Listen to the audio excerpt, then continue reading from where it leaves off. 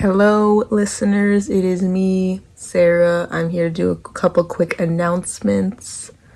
Because I forgot to say some stuff at the end of this episode when we recorded a couple weeks ago. First of all, we do have an episode next week. We will not be covering a movie. It will be like a Q&A, look back on the podcast, just wrapping it all up. So if you want to submit any questions or like video messages, they can be questions or just like goodbyes. Check our socials because we're going to be asking for those soon. Also, I forgot to take this opportunity to shamelessly plug my Family Stone pin. So if you go to realmccoypins.com, you can get a Family Stone pin. And if you, it's of Amy Stone. If you use the code Planet Weird, you can get a discount. I haven't set it up yet, so it'll probably be like 20% off, but go do that if you want to buy an Amy Stone pin, because we happen to be doing the Family Stone. And then lastly, our zines are here, available for pre-order, so I will probably put them up either later today or the day after Christmas. But be on the lookout for our socials for when we officially announce the pre-order, but just know they are here. It's a zine that's kind of wrapping up our whole podcast. So those will be available for pre-order on our website. And then also our shop is half off everything other than the zines.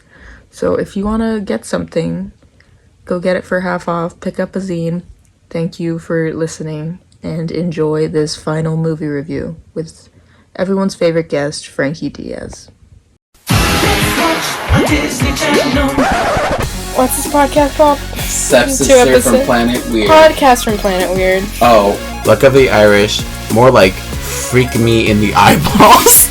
I love this movie. No! I told you not to bring up prom in this episode. Oh, you want to talk about prom, mama? Drama-ka-flama, baby. I was nominated for Winner of all. God damn it! Are we live? All right, hello everybody. The time has come. Christmas time In the city. Yes. Left a good job in the city. Isn't that Working for a man every night and day. The man is You Santa tear Claus. off your shorts. You have a Tina skirt on. Love that. Frankie has a wheelchair to do the But I got a man from or me. the arty choreo. Ew. Ba-da-ba. Hello everyone. This is the final episode, basically, of Podcast from Planet Weird. The time has come. Everyone's favorite guest is here for episode 320. I believe it's 26. Yes, 326. And Frankie's here. Frankie's back. Frankie was our first guest, and it's gonna be our last guest here. So. I love my gays. I'm nothing without my gays.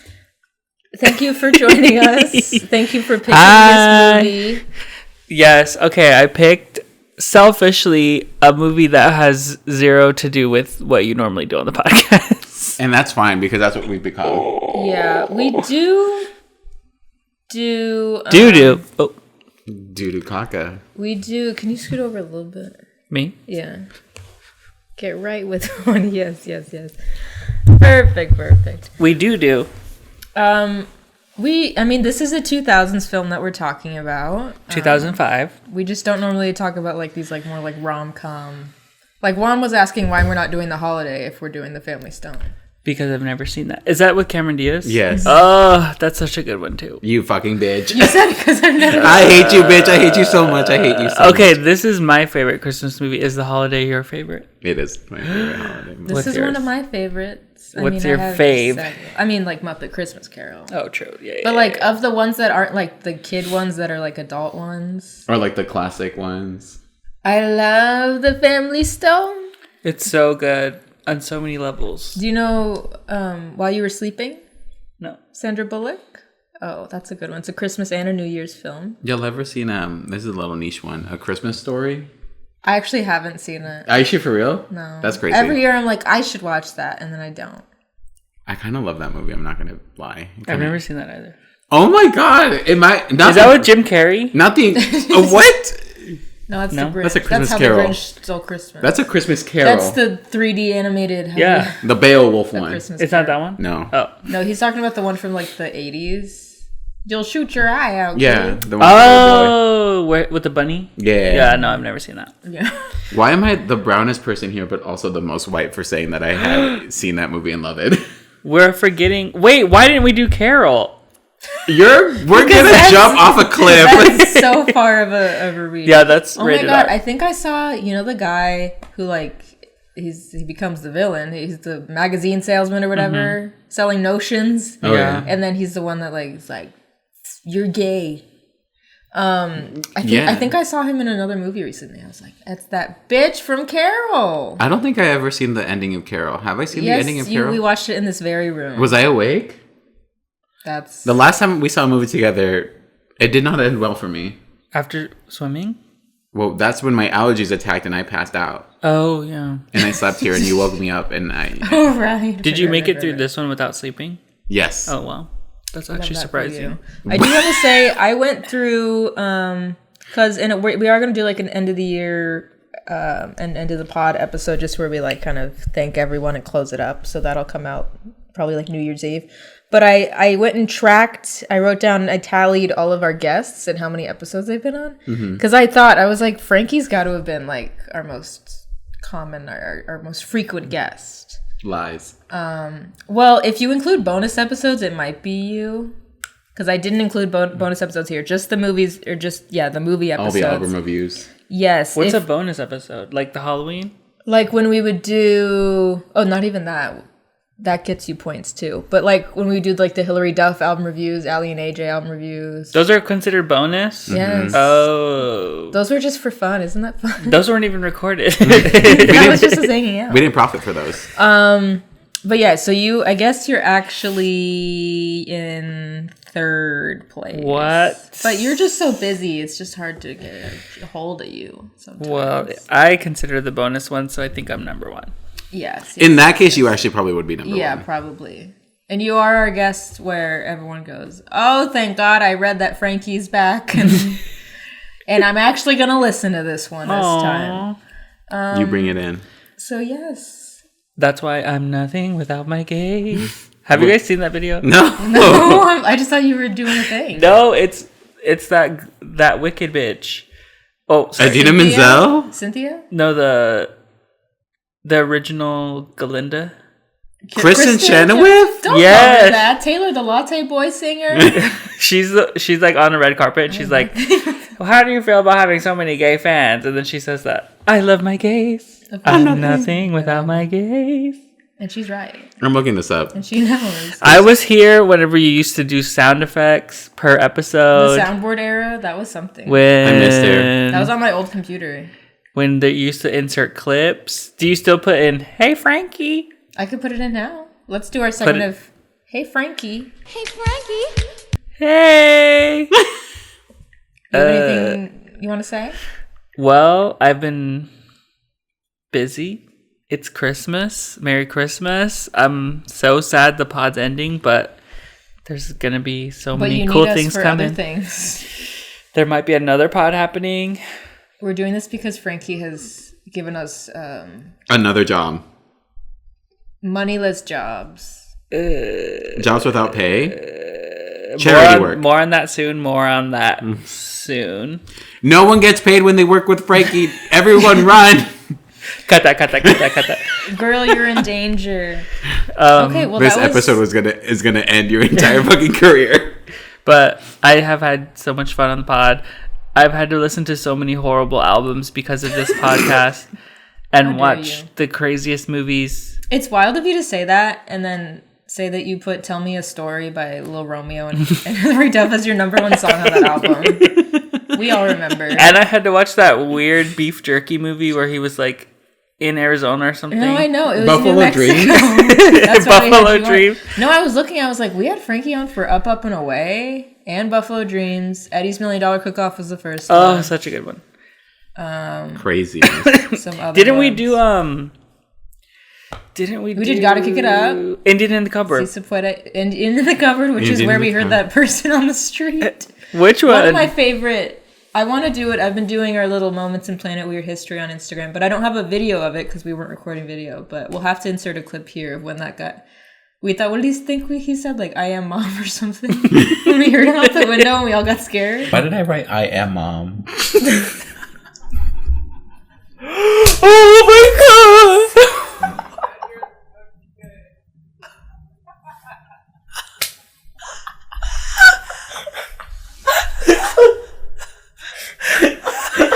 No. I'm going to be myself. I can't do this anymore. I quit the podcast. That sounded like your laugh, but it was outside. That sounded like Juan from the past. From the future. That's all. That sounded like some Prisoner of Azkaban, like, you had your time turner and you're trying to make us stop the podcast for some reason, so you laughed to distract and fall asleep. Exactly. Oh my god, that scared me. And I heard myself saying I am mom. Is that when I lived in Indian school? No, it was when you lived by the Scientology building. Oh, it was in LA? Yeah. I am mom. We recorded in 3 different places with you, not including my house and Juan's house as well. That was I lived on a really loud street over Juan's there. old house. Mm-hmm. Yeah. And now we're in my current home. And that was our last segment of Hey Frankie.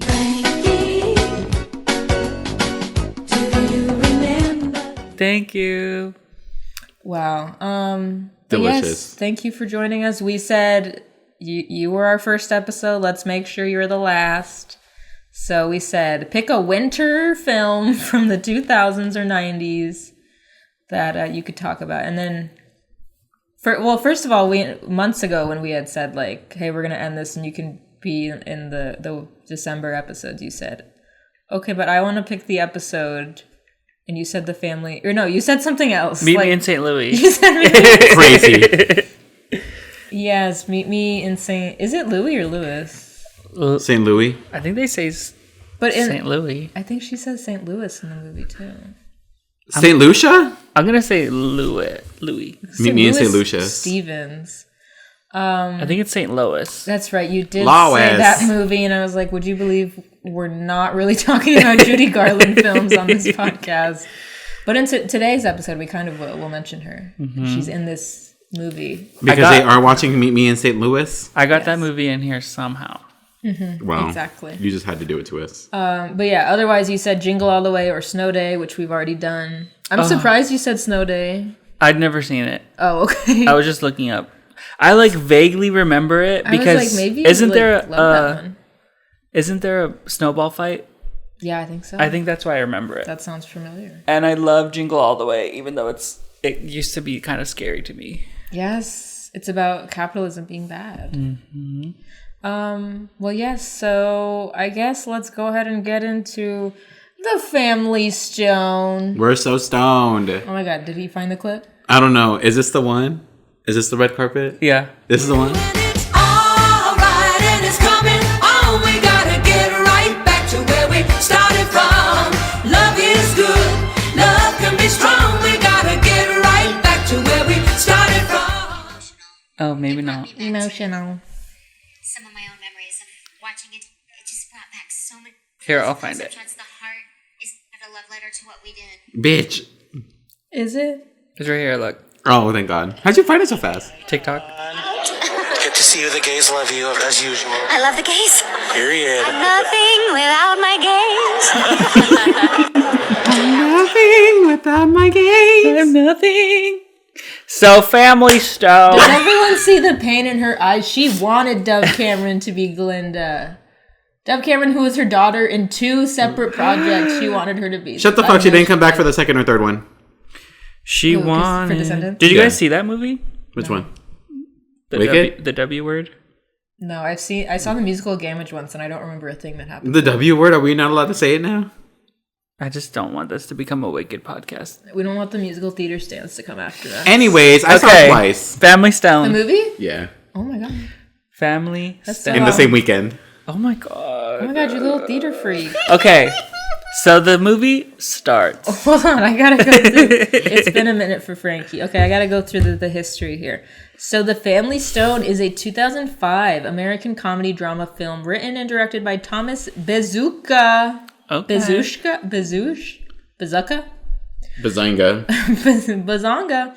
Produced by Michael London, distributed by 20th Century Fox. Yeah. Stars an ensemble cast including Diane Keaton, Craig Queen. T. Nelson, Dermot Mulroney, Boot. Sarah Jessica Parker, Queen. Luke Wilson, Queen. Claire Danes, Hello. Queen. Rachel McAdams, Who's that? Queen. and Tyrone Giordano? Italian? Is that an Italian name? Question Anyways. mark. Queen. So, this movie was released December 16th, 2005, and would you believe that's tomorrow? Whoa! And that means this movie turns 20 next year, so let's have a party. Wow. Happy birthday! Just like In me. January, Frankie has a quince, and then in December, we have a 20th anniversary party for this film. And everyone's invited. Here's the address. my I will say God. it now. It was directed by Thomas Bazinga, or whatever his name is. He also directed the Selena Gomez movie Monte Carlo that I People haven't saw. seen, but I guess people saw. And some other things. He also worked as creative services executive for Polo Ralph Lauren and Coach. Okay. What the fuck? All He right. graduated in fashion design. What? And he directed a movie? He's also openly gay. Oh! We love that. Give That's me a why list he of his cast. lovers. That's why he cast SJP. That honestly is Oh the my reason why. gosh. He must have. And why there's openly gay people in this movie Oh wait, in 2005. that's so true. Gay people. That's I why love she the says gay- that. I love gay I people. love my director. Okay.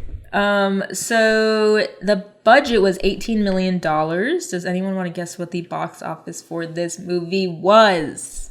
It had to make money. Correct. 50. Okay. Oh my god. 16,000.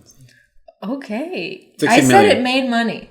Oh, it So did. it's over 18. Okay, let me change my answer. 24 million. Okay. It made $92.9 million. Oh What the fuck? my gosh. Do Christmas movies just make a ton of money?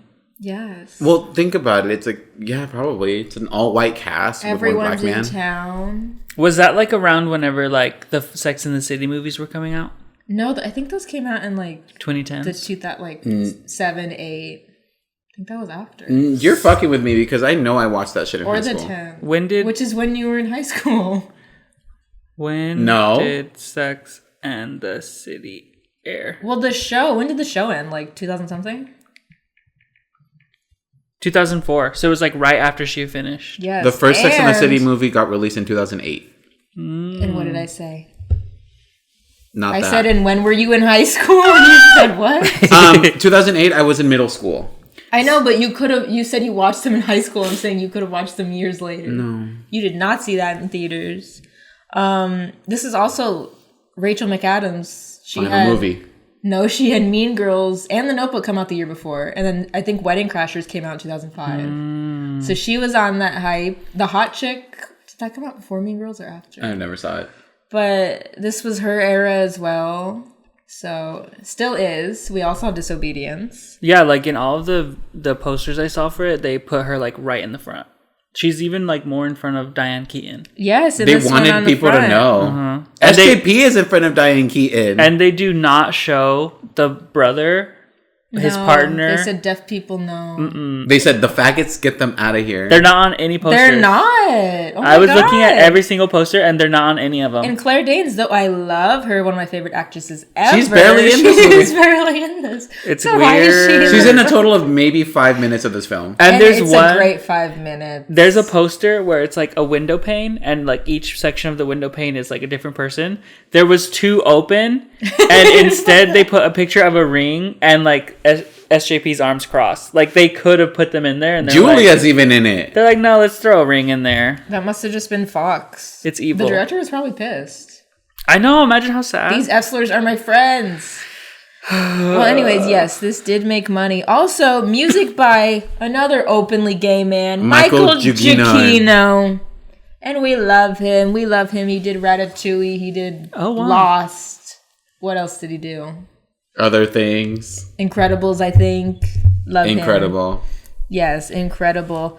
Let's see. So we talked about the cast a little bit. Diane Keaton, she is the matriarch of this family. She plays Sybil Stone. And I hate her. Why would you say that? About my best friend Diane Keaton, who I met once. Put the photo, please, in the video.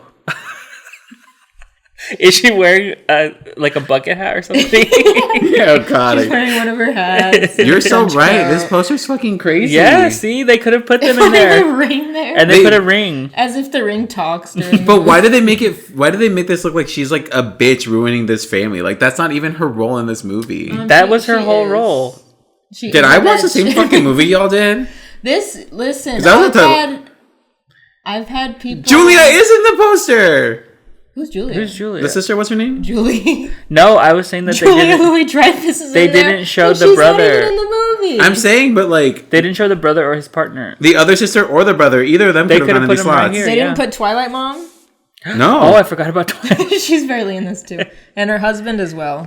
Nowhere to be found. Her husband, no speaking lines. Anyways, yes, so Diane Keaton. We have Craig T. Nelson, the titular coach from the show Coach. I love him. The dad on Parenthood. Mr. Incredible. Oh, yeah. Also, he's the daddy he was so here. Cute in this one. Dermot Mulroney, who we talked about recently. What did we say he did? Because he's the guy who plays the cello as well for like movie soundtracks. What movie did we say he played? Oh, Hairspray. Oh, yeah. He's on the Hairspray soundtrack. He played cello on it. What the heck? He's like a professional cellist, and he like plays on movie soundtracks in orchestras. He got old. Love that for him. But he's playing Everett. He's the one who has come home and says, I'm going to marry Sarah Jessica Parker from Sex and the City. Everyone fucking pause. How old is Everett supposed to be in this movie? I would say like 35 to 40. He looks older. He looks younger. Oh, okay. Everett looks 30. Yeah. Dermot Mulroney is 61 years old. Well, yeah, this movie came out 20 years ago. Oh my Which God. means he was 40. Which is what I thought he was probably. Never mind. It all makes sense now. I retract my statement. Luke Wilson plays Ben Stone. Cute. Everyone, who's your favorite Wilson brother? Ben, Owen, or Andrew? Who's Andrew? I would say Andrew because he's the underdog here. Ben, what's Wilson? What's his last name? Luke Wilson. Luke Wilson is in this movie. Owen Wilson is. Oh wow. he's His most famous movie is Night at the Museum. Okay. I don't like to be manhandled. When he's a gay cowboy. Yes. I'm sorry. Not Owen, sorry. He's if I had a FKW them, fuck kill marry. Andrew? If I had to fuck kill marry W? them, I messed up. I would kill Owen Wilson, sorry brother. I would marry Luke and I would fuck the shit out of the other one. Ew. He was in the movie Whip It. He was the roller derby coach in Whip It. He looks so dirty. I love him. I would say Luke. I'm more of a fan of Luke. I grew up loving Luke. Yes, Legally Blonde. This movie. Luke is so pretty. Elizabeth Reeser, who we know as Mom from Twilight, is also a mom in this movie. She looks freaky. She's preggers. She looks like a vampire the whole movie. She's just like she's pale standing in the corners. because she's just kind of there in the background. Because her hair is just flat. Has her vampire child. And like, was the joke in the movie that like her husband was never there? Yeah, I don't really get. I don't know if it's really a joke or more of like they wanted her to be like with someone, but maybe they just couldn't fit him in or something. Yeah, there's already a lot going on. Because they kept remember that line. They're like, "Where's your husband?" She's like, "What husband?" I'm like, "What?" Oh my god, it's like happiest season. He's just busy. We also have Tyrone Giordano, who plays Thad. And let's see, he so the director recruited Services of a sign language teacher who worked closely with each actor in the instruction of ASL during rehearsals and throughout production. Yeah, so the cast had to learn ASL. That's cool. And from our ASL expert, Lisa, has said that they are not great at it. But I guess it's the effort that counts here. I mean, you can tell because they're doing this like one action and saying 17 different words as they say the one thing. You're supposed to say everything, not just every other word for the person. They said. Was the actor actually deaf? Yes, I believe. Yeah. Rachel McAdams plays Amy Stone. She's the youngest member of the family. We know Rachel McAdams, obviously. Regina George, The Notebook. Getting her mouth spit in from disobedience. Ew. Hot. We love that. Sarah Jessica Parker plays Meredith Morton, the one who came to ruin everything. She's the queen. Everyone shut the fuck up. I love her. And we'll discuss. Claire Danes plays her sister Julie Morton. We love that. Love Claire Danes. Brian J. White, though you won't see him on the poster, he plays Patrick Thomas, Thad's partner. He was also in... Oh, never mind. I was going to say Beauty and the Beast. This is that CW one with the girl from Smallville. Remember that show? No. Okay. And then there was one more name. I don't know who that was. We have Paul Schneider as Brad Stevenson. He was from Parks and Recreation. He's in there. And then Jamie Kaler. Wait, did you say Paul Steven? Paul Schneider. Oh, because his name's Brad, isn't it? Brad Stevenson. Yes. Jamie Kaler as John, Susanna's husband, who we never really see. Oh, yeah. The soundtrack for this movie includes such classic hits as Let It Snow, Let It Snow, Let It Snow, performed by Dean Martin, Jingle Bells by Johnny Mercer, Fooled Around and Fell in Love by Elvin Bishop, Miracles and Count on Me by Jefferson Starship, Right Back Where We Started From by Maxine Nightingale, and Have Yourself a Merry Little Christmas, performed by Judy Garland in the movie Meet Me in St. Louis, which Susanna watches in a scene. Queen. Yes. It's her favorite. The film opened at number 3 at the box office in the U.S. during its opening weekend, behind King Kong and Chronicles of Narnia. Ooh, the first one? Yes. I would assume so. Okay, yes. that's a good movie. The good one. It is a pretty good one. Yes. King Kong, that one was so hyped up, I remember, at the time. I love King Kong. I remember being scared, and then I overcame my fear, and I watched that whole 3-hour movie, and I was like, I'm so bad. I'm so bad. It's a good movie. It's just so long. I just remember my boyfriend in that movie, and I love him. Jack Black? Yeah. Okay, so reviews. Our boy Roger Ebert of the Chicago Sun-Times. Oh my god, is everyone ready? This is the last time we're going to read a review from Roger Ebert. Oh my god, it better be good. He gave the film 3 stars out of 4, saying the film is silly at times, leaning toward the screwball tradition of everyone racing around the house at the same time in a panic, fueled by serial misunderstandings.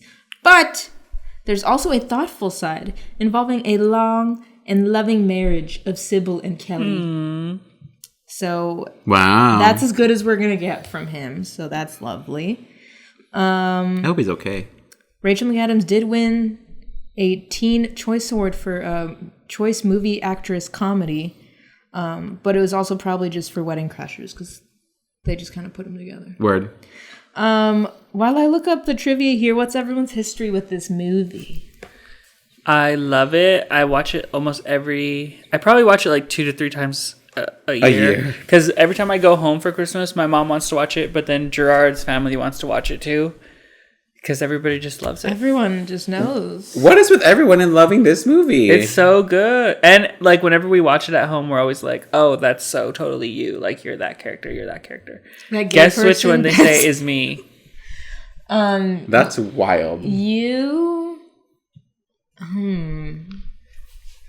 give me Miranda vibes. You're a Miranda. That's not a person in the film. They always say my sister is Amy. Okay. While they're shitting on her, they're like, "You're the bitch going nowhere." Wait, which sister? My only sister.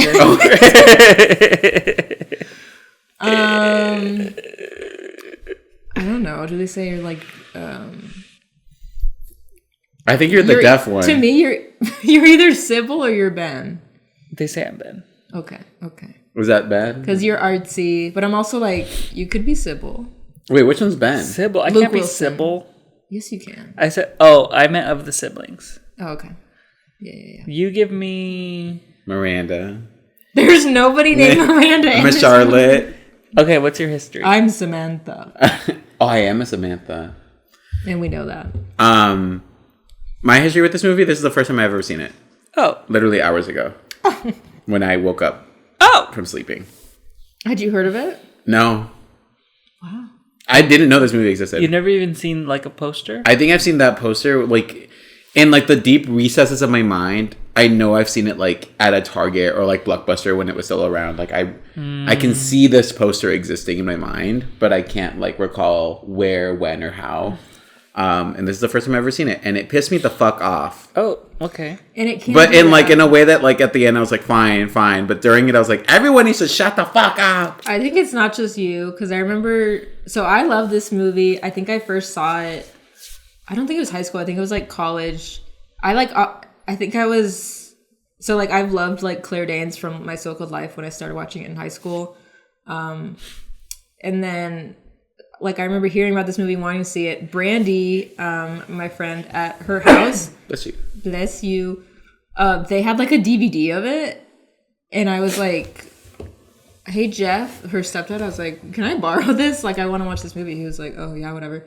So then I watched it for the first time on DVD. And I was like, I love this. My mom was like, oh, yeah, like, I love that movie. So now my mom and I watch it, like, every Christmas. We gotta watch it. It's a tradition. But me and her mom and grandma all saw The Holiday together. We did see The Holiday with my grandma. That's so cute. It's funny how like there's Christmas movies that you watch with people, like specific people. Oh yeah, no, my mom the other night, she was talking to my grandma. She's like, because I was on a work thing yesterday. She's like, maybe I'll watch while you were sleeping tonight. And I said, you better fucking not, because we have to watch that with me. Yeah, like me and Gerard always watch Meet Me in St. Louis. Yeah. And I feel like I always end up watching Carol with you guys. Carol. Yes. We haven't seen that this year. I know. We're behind. You already forgot how it ends. I literally forgot how it ends. Does she get shot? She said, at the end, they say, what's your name? She goes, Carol. Are you joking? Anyways, but because I love it so much, I think at some point, like a couple years ago, Lisa had heard how much I love it. And, Lisa was texting me angry text messages being like, I hate this movie. Like, I hate how mean they're being to her. Also, the sign language is terrible. But also, she's just, like, getting frustrated with it. I don't know if she finished it. But I was like, okay, well, I love it. Oh, so me and you and Lisa can have a little talk about we're cut from the same cloth, me and her. It does get angry at points, but it's like, hello, that's what family's all about. It's so relatable. I think that's why I got so mad, because it was like, if this were me, you know who I am in this movie? You're Amy. I am an Amy. No, I know. 100%. You're I a am bully. Amy. No, I'm not Amy. Fuck all y'all. You're Amy from the movie. I'm Amy. what's her face. You're the vampire. I'm SJP. Oh, the big bitch from Bedford. No, you're not. You did just say, how can deaf people be in musicals? You did just say such a thing. What's her name? Meredith. I'm a Meredith. You don't.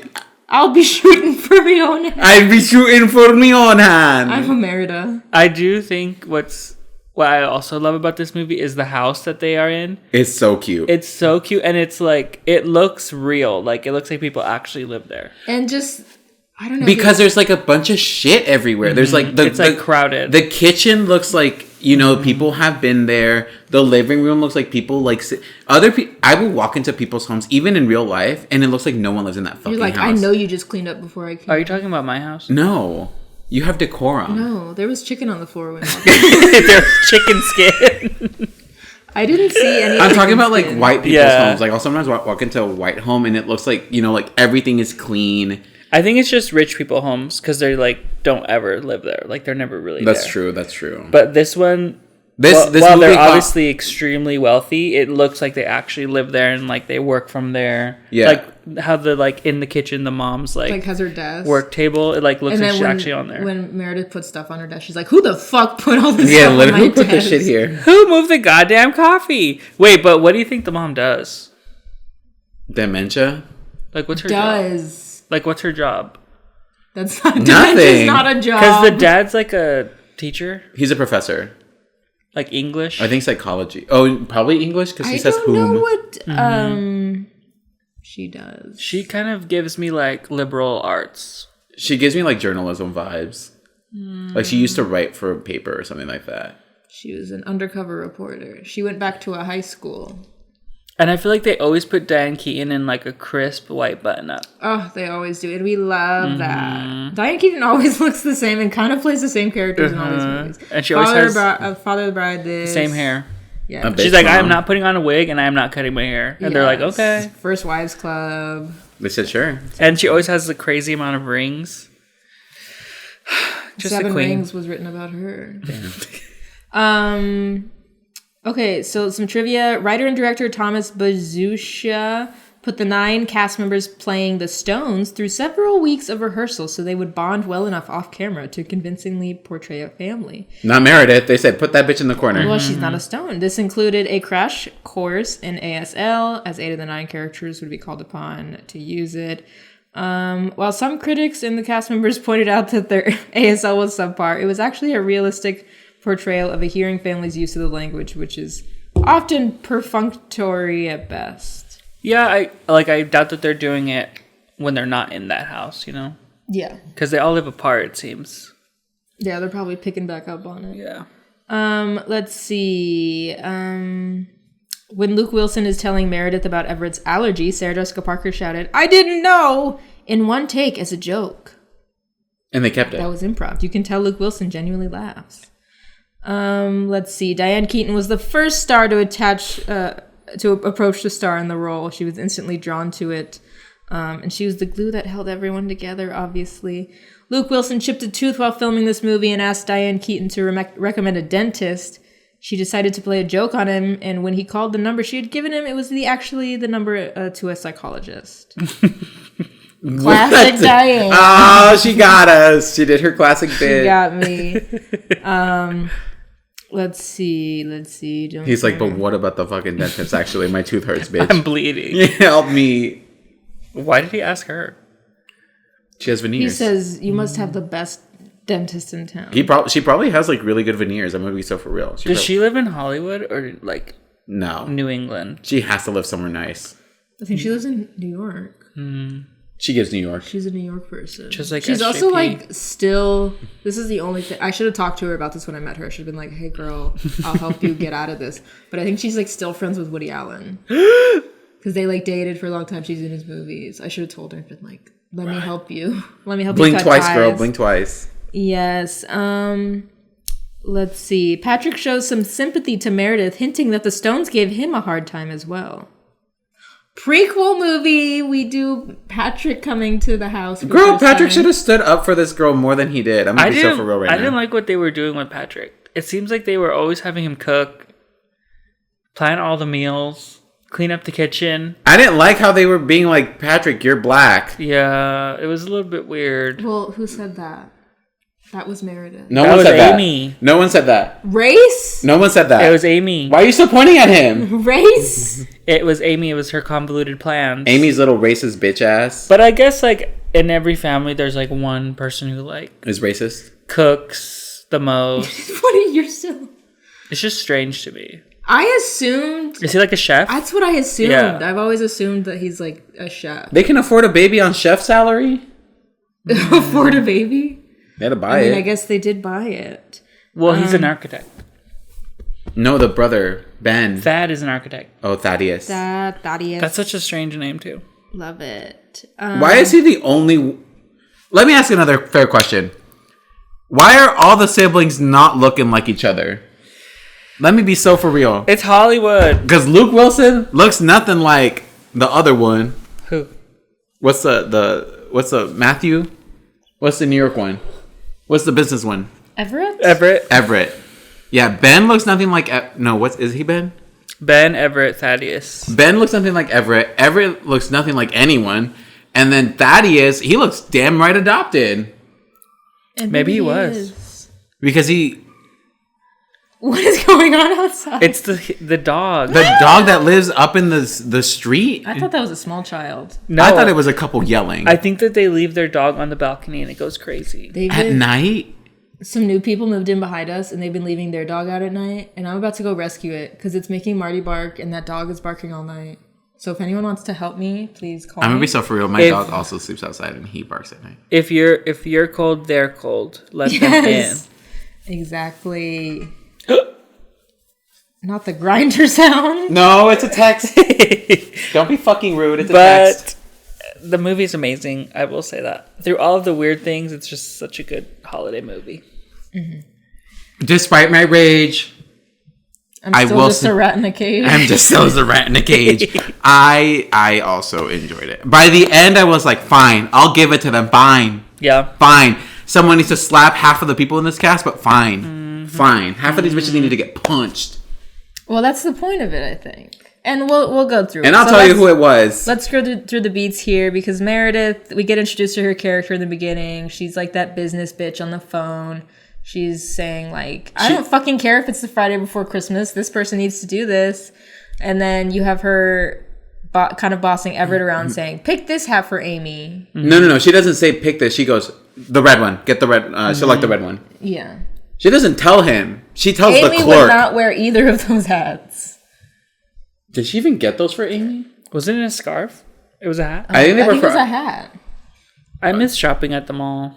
I was just at Fashion Square because I took some kids to the Harkins Camel View, and then afterwards they're like, can we go to a store? And I was like, what store? They were like, just a store. They just wanted to go to a store. Hot topic. For 5 seconds. It was like a museum to them. So we went to the closest one, but I like hadn't been inside a mall in forever. I was like, oh, I kind of miss this. It's like I can't afford to be here, but I will say every time I go to New York, oh my god, every time I go to New York, all 2 times that I've been so far, every time I go shopping with my friends, I feel poor. I feel like a broke bitch because they like to go to like really nice stores. But 2, that feeling really quickly goes away for me because every time I'm in a store now, not like a Target or like a but like we went to Tiffany's and we went to like Chanel. What the heck? Shh, don't. They're rich. My friends are rich. I'm not severely. But like every time we go, that feeling immediately goes away because I'm like, fuck, I hate shopping. Like I feel so broke. There are so many things like Yeah. So I get the feeling, but it goes away from me real quick. I don't know why y'all linger on that bitch. That's so scary. Well, I don't really go shopping anymore. I just said I was in there for 5 seconds and I felt the feeling of wanting to go through there. But Fashion Square, it's like I can't afford to be in that store or in that mall. You think it's like, rich? where can I go? Hot Topic. That's it. Like everything else. That mall used to be my like childhood mall back in the day. Do you remember when they had those like the water things over by the food court, the stairs? Maybe no. Okay, well that used to be my place because they used to have like the Discovery Channel store. The what? A candy store. There used to be a candy store. There used to be a Harkins by the food court, but now they started putting in like Barney's and like all these expensive things. The Ulta. And I'm like, I can't shop here. No, does that one have all the designers like Prada? Yeah. I only go there because that's where Warby Parker is. You go to the Warby Parker at Fashion Square? Mm-hmm. I go to the one at... This is worse, actually. I go to the one at the Biltmore. I go to the... Did you guys hear about the Biltmore thing? What happened at the Biltmore? Not at the Biltmore Mall. Okay. But at the hotel. You didn't hear about how a kid died because the statue fell on him? What? That's funny. A statue of what? I guess they have these like old statues and they fell on a kid. And was he on it? I think he played on it a little bit, but I also don't think statues are supposed to fall if you're like 80 pounds. No, I mean, my gosh. They shouldn't have. That is like a very artist liability thing, but most artists have insurance. Should he have been playing on it? Probably not. But can they still sue them? Probably. Technically, if they had a sign that says "Do not climb" or "Do not play," then they are no longer liable, and that kid's parents kind of fucked up. What if the kid can't read? Then it's the parents' job to Some watch them damn people kids. can't read, Juan. Well, as someone who works at a museum that has a lot of rules, control your kids. Control those kids. Anyways, by the way, this movie, it doesn't say what state it's set in. It says it's in New England. Sure. A fictional town in New England. You get that vibe from here. But A small ass town in New England because everyone knows each other. Yeah. And they were like walking to the inn. when we first get to the stone house, we see Diane Keaton as Sybil. She is sitting there, staring at the tree. Can I ask the elephant in the room? Yeah. Does Sybil have dementia? No. Like, what is wrong with... Does she have cancer? Do you know what dementia is? Isn't that when you just kind of just like, and your brain kind of goes away? Dementia is when you have trouble with your memory, but different from Alzheimer's, which also affects your memory. Yeah, and dementia can like affect your body too. Like you can't move sometimes. Okay, so does she have that or is it cancer? She has breast cancer because you see that she's had a mastectomy. Yeah, it shows that. When did they show that? When they're making out in the bed. And he touches It shows a scar. Has her When are they making out in the bed? He opens her crisp white button up that she was it's sleeping when in. Have yourself. It's when Judy's singing. When the fuck does that? You were asleep and I know it. No. I probably just kind of... I probably was on my phone. I'm going to be so free. I probably looked at my phone for a little bit. It's whenever she's saying... That's the saddest part of the movie. I'm scared. I'm so scared. Yes. I thought that was him just being like, it'll be all right. He was, but instead of was. this, it was boob. But you see And her then they- mastectomy chest, so it's hinting at that's the type of... I didn't cancer know she that. has. I thought once your titties were gone, you couldn't get cancer no more. Maybe it spread before the mastectomy. Oh, Yeah. Like, it can come back. sad. Cancer can come back. And it only showed one side, so she might still have her other breast. Anyways, so she is staring. So in the beginning, when you watch this as a new viewer, you're like, why is she just sitting there staring? But you come to find out She it's has- like, this is her last Christmas. Like, she has depression. Like, she is in it right now. Well, and this is her last Christmas. Last Christmas. And like her family's about to come. And clearly she hasn't told them. And some of them slowly start to figure it out. And then some are just oblivious the whole time. Susan Amy? knew immediately. Susan the queen. She used her vampire senses and said She could smell her blood and be like, your blood is tainted. she knew the disease is in there. Thad She and could've been her. Patrick arrive. Gay people on the screen. Yeah. Gay faggots. So did Everett know before the movie started? Because he was going to marry... No. Watching this today, Wait. I thought, yeah, he might have an idea. Yeah, I don't think they told him. He just thought He must... something must have happened because she says, I don't want you to you- go through something Well, and put yourself in like that. Is that what the whole speech in the kitchen was No, about? whenever when she she says said- you can't fix this even by getting married. So he must have known, like, maybe whenever he first met Meredith or something. And I think maybe he just wanted, To get like, married to get satisfy married. his mom's... well, just so that she could see him get married, I think. It didn't really matter who it was. Mm-hmm. He was just like, I want her to see me get married because like I owe her that or something. That makes sense why they're crying during that whole sequence. I'm like, damn, like, you're really this emotional about trying to be like a good kid? Like, that's crazy. She didn't even beat you. You don't know? Kelly, the dad, greets them. We have Amy, icon, pulling up in her shitty old car. Nah, fuck that with bitch. a basket of laundry to do at home. She's and that kid. an NPR tote bag. Oh gosh, She so kind of really is gives that bitch. L word. I thought she was going to be L word. Yeah. But then I think then Ben arrived. she gives the vibe. You know, I think she I should think have been. Disobedience was a spiritual successor, a sequel to this film. He probably wanted it, but then they were like, okay, you have one gay person. That's enough. Yeah, Let's you bring can't it have back. two gay people in the family. That would never happen. She didn't even say it, like when in the dinner scene when they're all like you wanted us all to be gay. She didn't even say like I experimented in college. You know she did. She's An still NPR experimenting. tote bag. no, she's just annoying. Is she like art school or no Yes. journalism? She's art school, I believe. Because like she had their other bag that I think had art supplies in it. She's you, bitch. Don't be fucking rude. She is you. She's You're jaded. bad because you do architecture. I'm Ben because I went to film school. You are Ben. Oh my god. And I'm we're giving Amy because I went to siblings. art school. Yes. Am I a bitch? Yes. Yes. Fuck all y'all. So Amy tells them that she has met Meredith once before and hated her. She hates her throat tick. She hated that she brought her to this fancy ass restaurant. Basically, She's whole. just no. Go ahead. The whole point of this is that this family is very like messy, freewheeling, very like liberal kind of whatever family. Everett used to be like them. He seems to have changed himself a little bit and he's a business is bro. acting like Meredith, and so they see right through it and they're like, this isn't you, she's not you, like this isn't the vibe. That's why we don't like. It's not just that like. So is it that thing of like you tainted our brother, like you're just turning because of her? Is that why they're pissed at her? I guess so. And that she's like so different from them. Okay, so but what I'm hearing is Amy's just one of those art. Okay, and I hate. Okay, let me be so for real.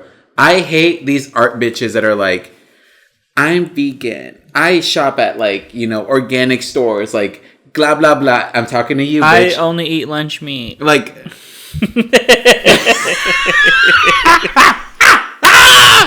get him, Jade. But I do think it's like she literally took you to a nice restaurant in New York. That's what I'm saying. Like if what's so bad about that? My friends haven't even taken me to like a super nice restaurant in New York. They said, "Fuck you, pay your money." I said, "Oh."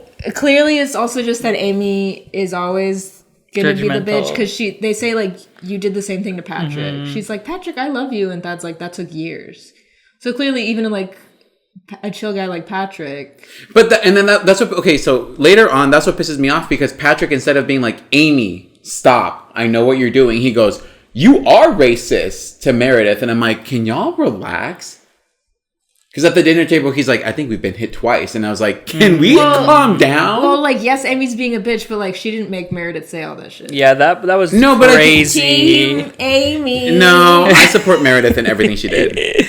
Well, Meredith also came in hot, and it's like scary to meet imagine that meeting many new people I was gonna at say, once, well, an entire family. So at she once. probably wasn't being her most authentic self because she was also super scared the whole time. Her saying, "Hi, it's so nice to meet you," to Thad.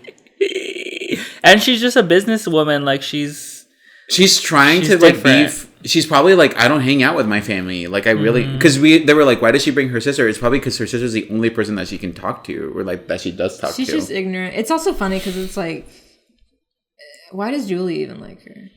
I'm too okay. Juan's getting genuinely mad, so we need to move on. I was gonna say, when you met Gerard's family, or vice versa, was it like just the two of them, or was it like big groups? What do you mean? How was meeting Gerard's family? Like, when did you have a you meet scenario them? like this where you went to like a big thing, like a big get together, or was it more of like you just met the two parents? Did Gerard say No, come to because Thanksgiving? at the time it wasn't a holiday, but at the time his brother's wife and their two kids lived at the parents' house, and so I met all of them at once, and they were really nice. Like his mom is always kind of like standoffish at first, but they were all just really nice. But it's just scary. It's just scary because you want to make a good impression, and then like you don't want to like say anything wrong. So I get it. It is scary, and you do end up just saying the wrong thing, like because you're like in a state of like anxiety, you know. And I will say, Meredith seems to come. No, I don't think she's like ignorant because she's wealthy. I think she's just like, I never had to deal with people like this because I am in my own little world where like I am in charge, or like she seems so separated from her family that even with her family, she's like, I don't know what the fuck to do with you. Sorry, I need to just go do my job right now. Yeah, and she's probably used to just bossing people around. She's boss baby. She is boss. So Susanna and Elizabeth, her daughter, arrive. No husband. He'll be here at the last two minutes of the movie. We have Everett and Meredith arriving, and she meets everyone, except for Ben. He's not here yet. In Everett's room, Meredith is like, I don't want to share a bed with you in your mother's home. And so Sybil's like, what the fuck? Okay, like, let's just put her in Amy's room. So obviously Amy's pissed. I do get that too because I had to do that at Gerard's house, and I was like, are you sure? Like, I'll sleep in the living room because it's a little bit like, yeah. I don't want you guys to know. Yeah. Well, at that point, if I were not, who was it? What's that guy's name? Everett. If I were Everett, I'd been like, okay, cool. I'll sleep on the couch. You can have my room. Well, Yeah. that's Like, the other thing. that's where he's fucking up. Everett is a bitch. Well, I also think, it's like She's like not. I think it's him not loving her, so he's just like, okay, whatever. But it's also like, That's why, like, what gets me mad when people were like so mean to her, because she's like, you literally brought her along to fulfill this fantasy. You probably have been seeing each other for what, maybe 6 months? I didn't say I like Everett. Okay. Everett's evil. And, like, you are literally putting her in this scary situation, and you're going to turn everybody against her. Like, you're not going to It is support funny, her. like, at the dinner thing, he's like, why don't you say what you do mean? She's like, not you. Et tu, Everett? To Everett. And, to... like, if I was Everett and I knew that she was, like, a little bit, like, high-strung, I would have been like, well, let's just stay at the inn this first Christmas, and then we'll go. That's also crazy. Like, there's so many people in this home. Thaddeus and Patrick were like, well, we're not going to stay there. Yeah, we're they're gay. like, peace. We're gay. We need to go to the We're circuit not allowed after to this. stay. We're going to our hotel. Okay, so in Amy's room, Elizabeth, we see her asking if she can try Meredith's shoes, and you see her take the heels without asking. Yeah. Which is fun. I love that she rolls up in Louboutins. Those And red then- bottoms. Boss. We have her getting a call from her sister and asking them all to leave so she can say, they all hate me. They're all going to laugh at me. Then Ben, Luke Wilson's character, arrives, and Sybil says, no pot in the house.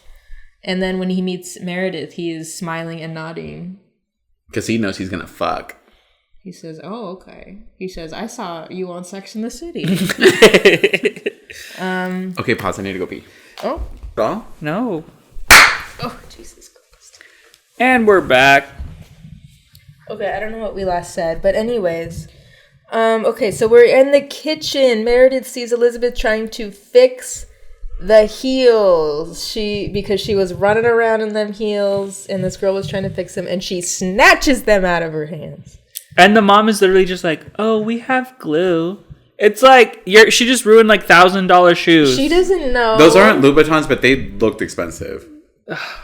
She's a vampire. She doesn't know. If you are a parent, watch your damn kids. And if they break something, it's your responsibility to replace it. Be like, hey, I'm so sorry my kid broke this. Like, let me know how much it is. I'm so sorry. Like, I'm going to make sure that she doesn't touch your stuff in the future. But no, not just, oh, we have glue.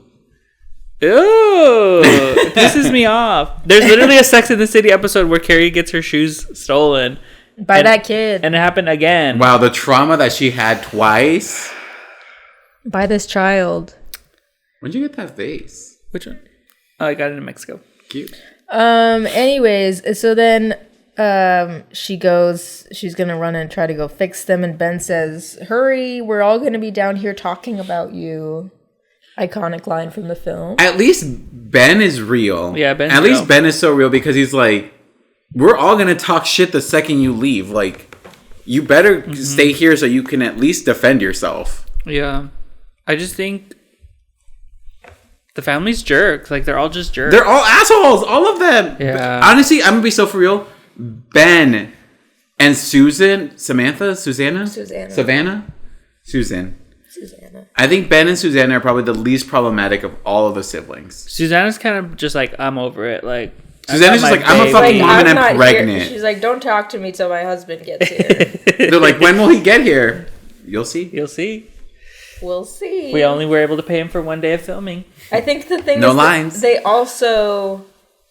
They say in the end, like, Amy's like, we're not that great, and Sybil's like, we're not, like, it's that she's like, we're not trying to be mean, it's because we, like, all we have is each other. And I think they're just trying to protect, and her with having cancer again, I think they're just trying to protect it. But Everett's a grown man. I didn't say Everett was good. Everett's a bitch. Okay.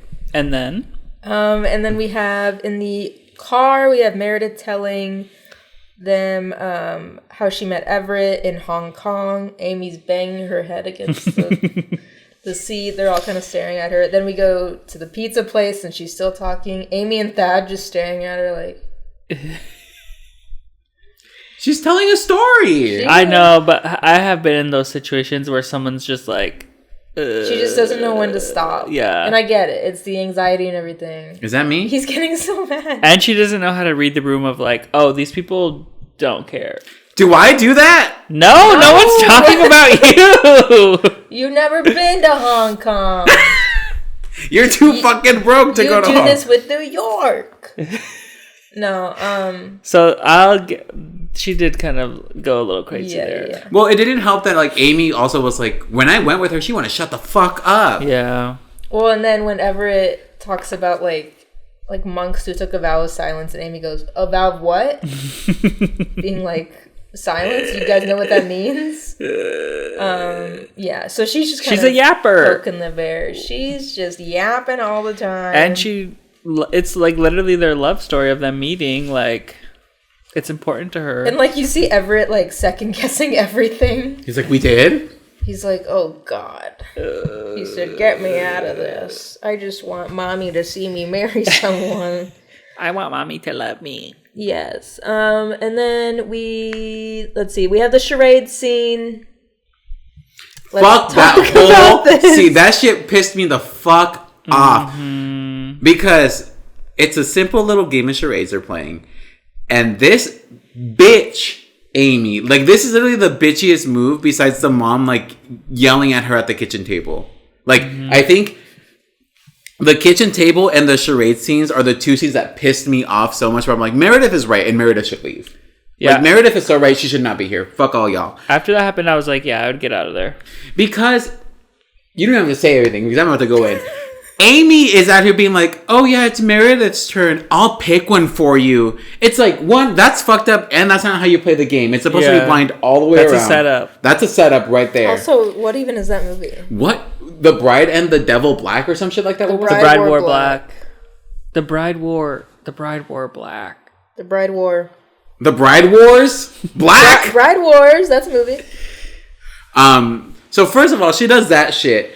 And then, so she's like trying to be like, you know, and then her fingers just naturally go into like this position or whatever. But then Amy's like, are you pointing at, because I don't know what she's trying to do right now. I think she was trying to get that joke in of like, oh, he's the bridesmaid. Yeah. But then she saw an opportunity and she snapped. She said she's probably racist too. Let's throw that in there. You think she accidentally was like... No, I don't think Meredith was pointing at him at all. Like, period. You think Meredith was I think she was pointing at him. Maybe subconsciously. I think she was pointing at him, but like subtly. And you think Amy was actually just being like, are you trying to say something right now? I don't know that Amy knew she would point at him. Actually, I don't think she was pointing at him. That's what I'm saying. Like, I don't think. Like, how do you rest your hands? How do you rest your hands? I don't point. Well, she was going like this. She wasn't like going like this. She was like. She did this. But like, she's playing charades. Like you know. Maybe she was subtly like. If you see my hand, notice where it's pointing. Over there.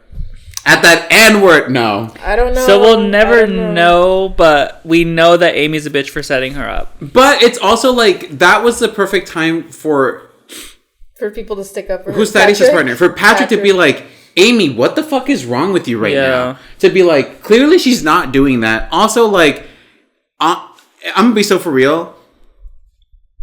If I were Patrick and someone was trying to get brown, and someone was like, and there were a bunch of white friends, I'd be like, It would be like funny, but like, that's the thing. He didn't like lean into it. You know what I mean? Like that was also like his like. But it's also their first time meeting. Yeah, but he knows Amy. Like he knows how Amy is. So I would have also been like, Amy, shut the fuck up.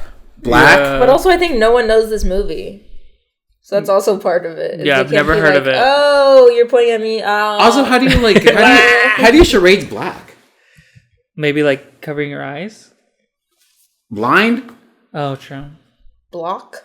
Maybe pointing at your hair. Oh, she's blonde. She has brown hair. At my hair? Purple? No. I guess you would do sounds like. How do you do that? Sounds like rack, sounds like tack. But how do you do that without talking? Rack. Sounds like back? Bazinga, no. Sounds like... Oh. Sounds like, and then it's like, oh, your mom doesn't have one. Oh my god. Okay. Yeah, it was a setup. But you know, like this is what like she walks away, but no one is like Amy, what the fuck is wrong with you? And and this would have also been the perfect time for. And Thomas Bazusha, who also wrote the movie as well as directed. If you're out there, let us know. Was she intentionally pointing, or was it supposed to be an accident? And it's all a big misunderstanding. It was so awkward too watching them play. Like, I just started getting ick. I was like, oh. Ugh. I hate People who play charades. Ew. I think charades is a fun game. I'm joking. I think No, charades. it was just awkward to watch her, like, struggle like that. Well, because no one's helping. I know. And, like, playing charades with people you don't know. Also, isn't charades a teams game? Isn't it like... I don't know.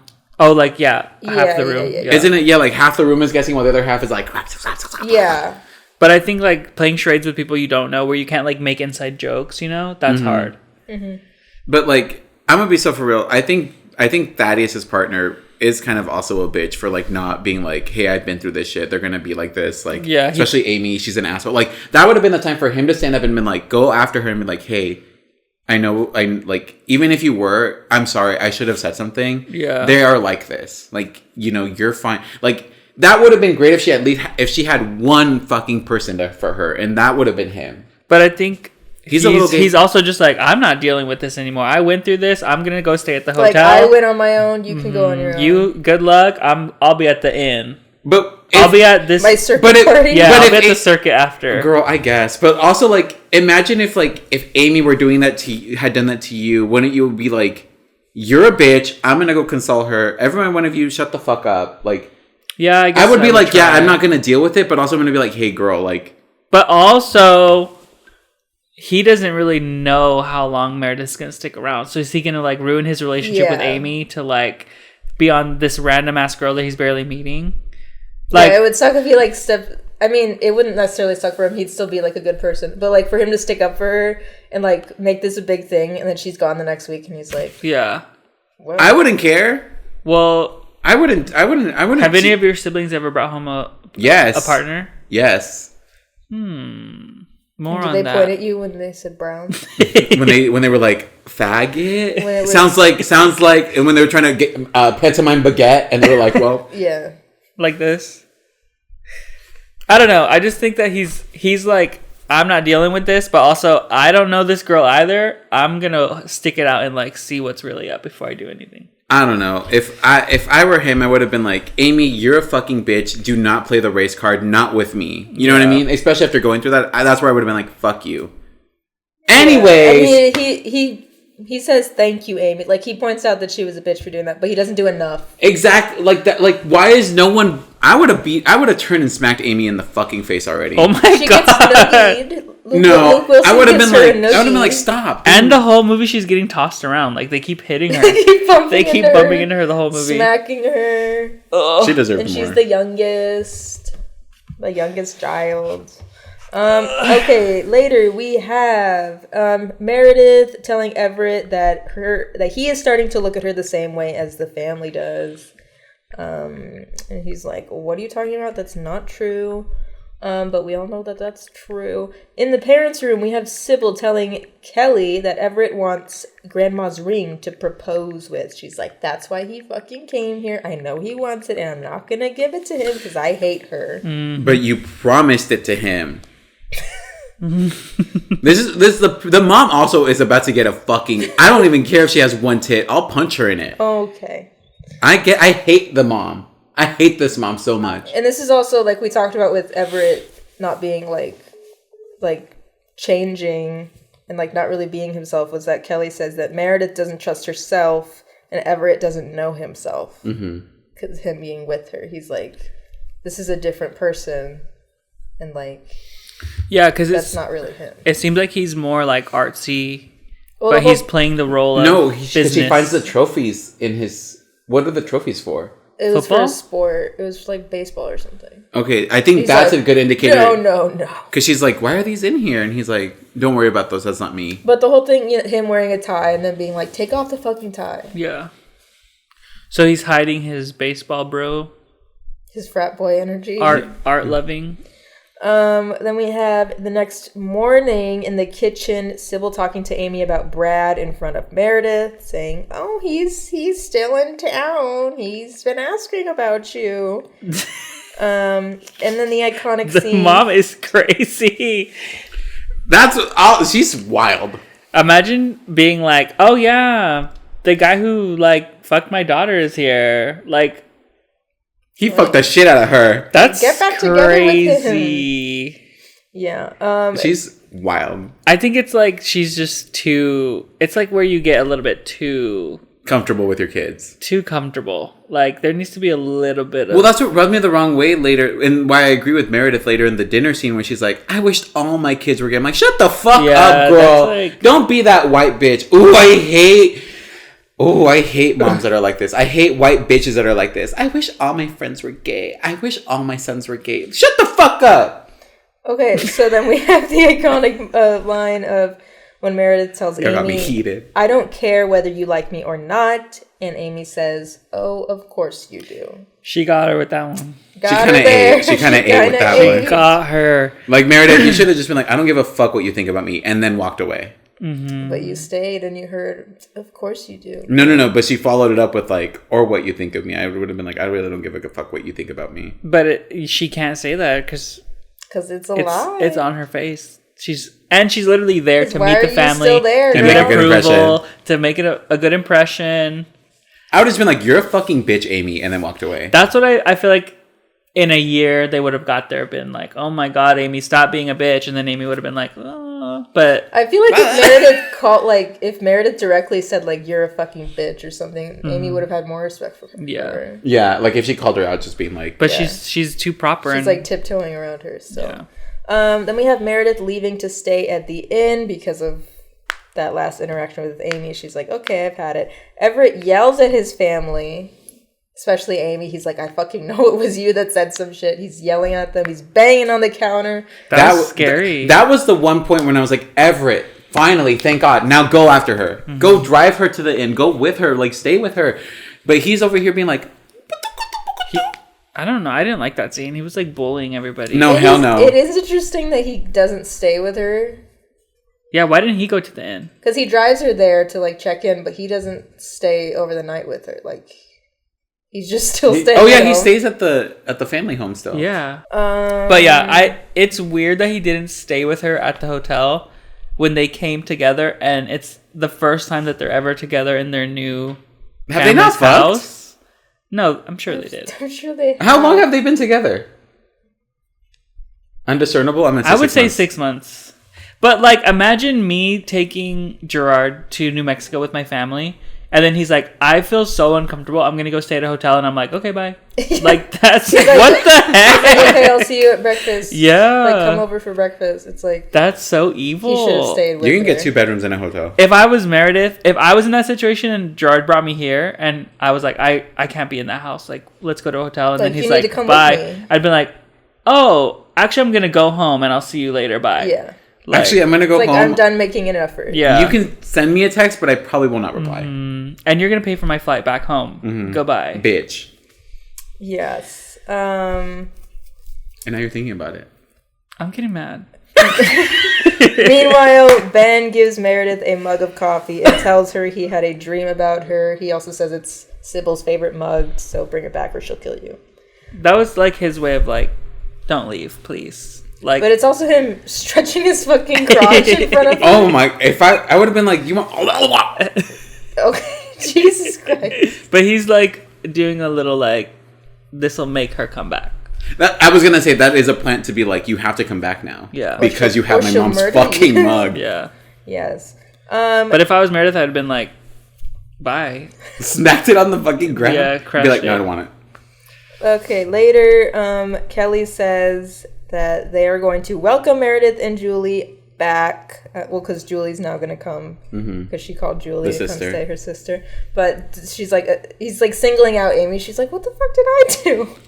What haven't you Amy's done, playing bitch? innocent. It's like, okay. So they all agree. They're like, he really shouldn't marry her. They're like, okay, we'll be nicer when she goes back. But like, because they've talked about the ring again. They're like, Well, that's like a conversation that they should have just had with Everett, like together, and be like, "Hey, like, do you actually like her? Like, calmly, like with him, Yeah. Not when he's like asking for the ring, not with anything. They should have just been like, "Hey, do you actually like her? You've met her for like this long. Like, what's wrong? Like, the mom should have sat her ass down with him and been like, not like, I'm not gonna give you the ring, but like, listen, you know I'm dying.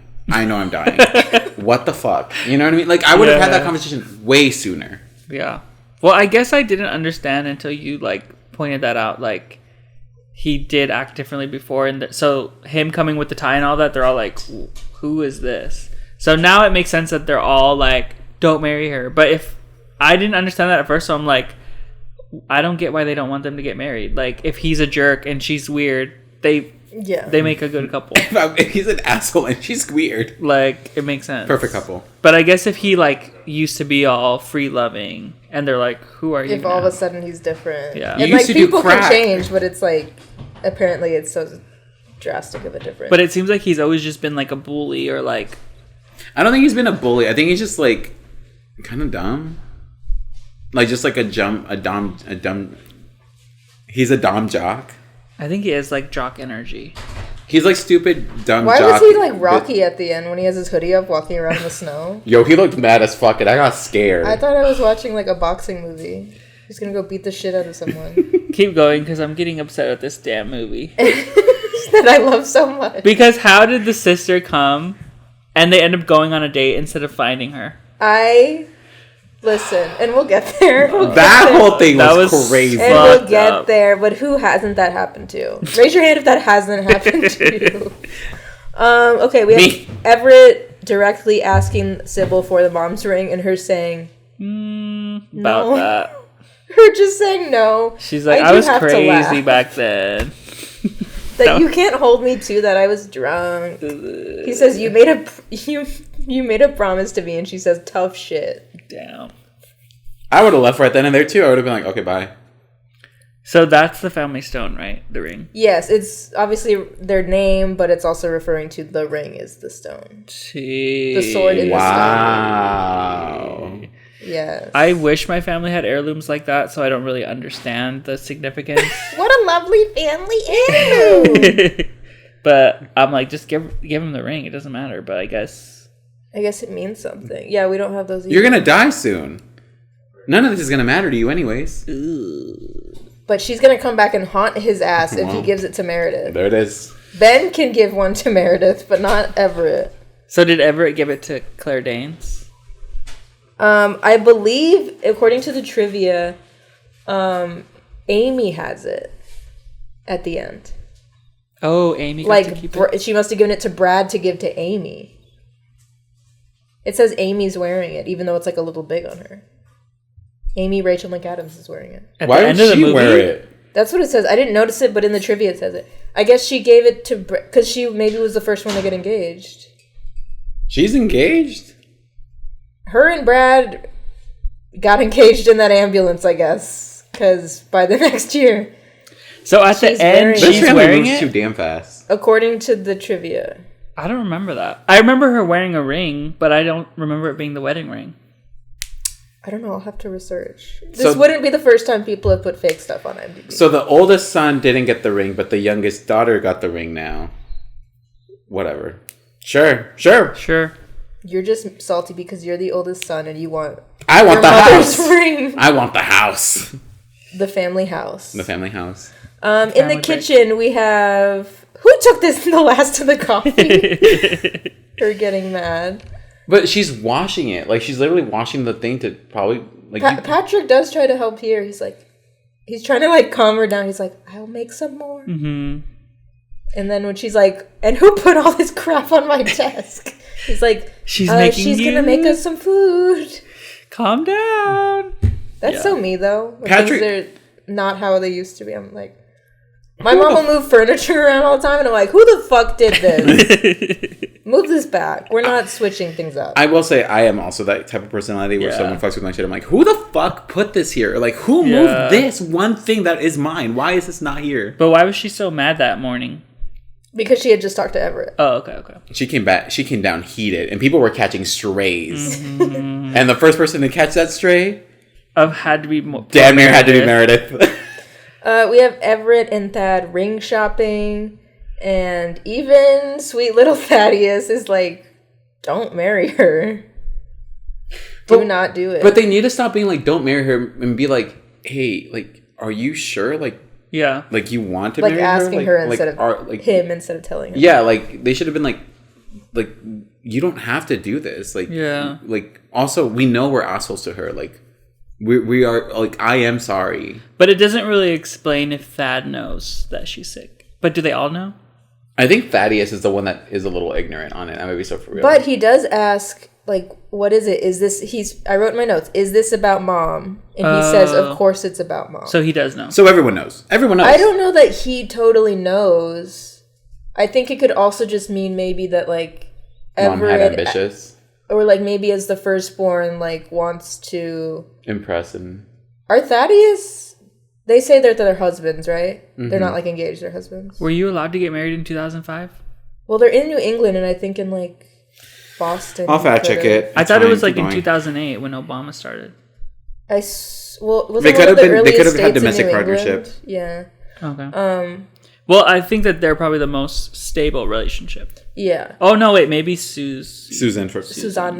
But, like, I think you could also take it as Everett being, like, maybe not knowing that she's dying, but just, like, wanting to be, like, he's the firstborn son. He should get married right now. Yeah. It's time, that type of thing. How come Thaddeus didn't get the ring?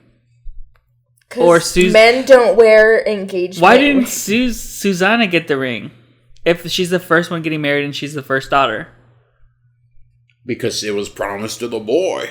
This is fucked the up. man. Because that man wasn't around. Because it was the mom's ring? Yes. So why wouldn't she give it to her daughter?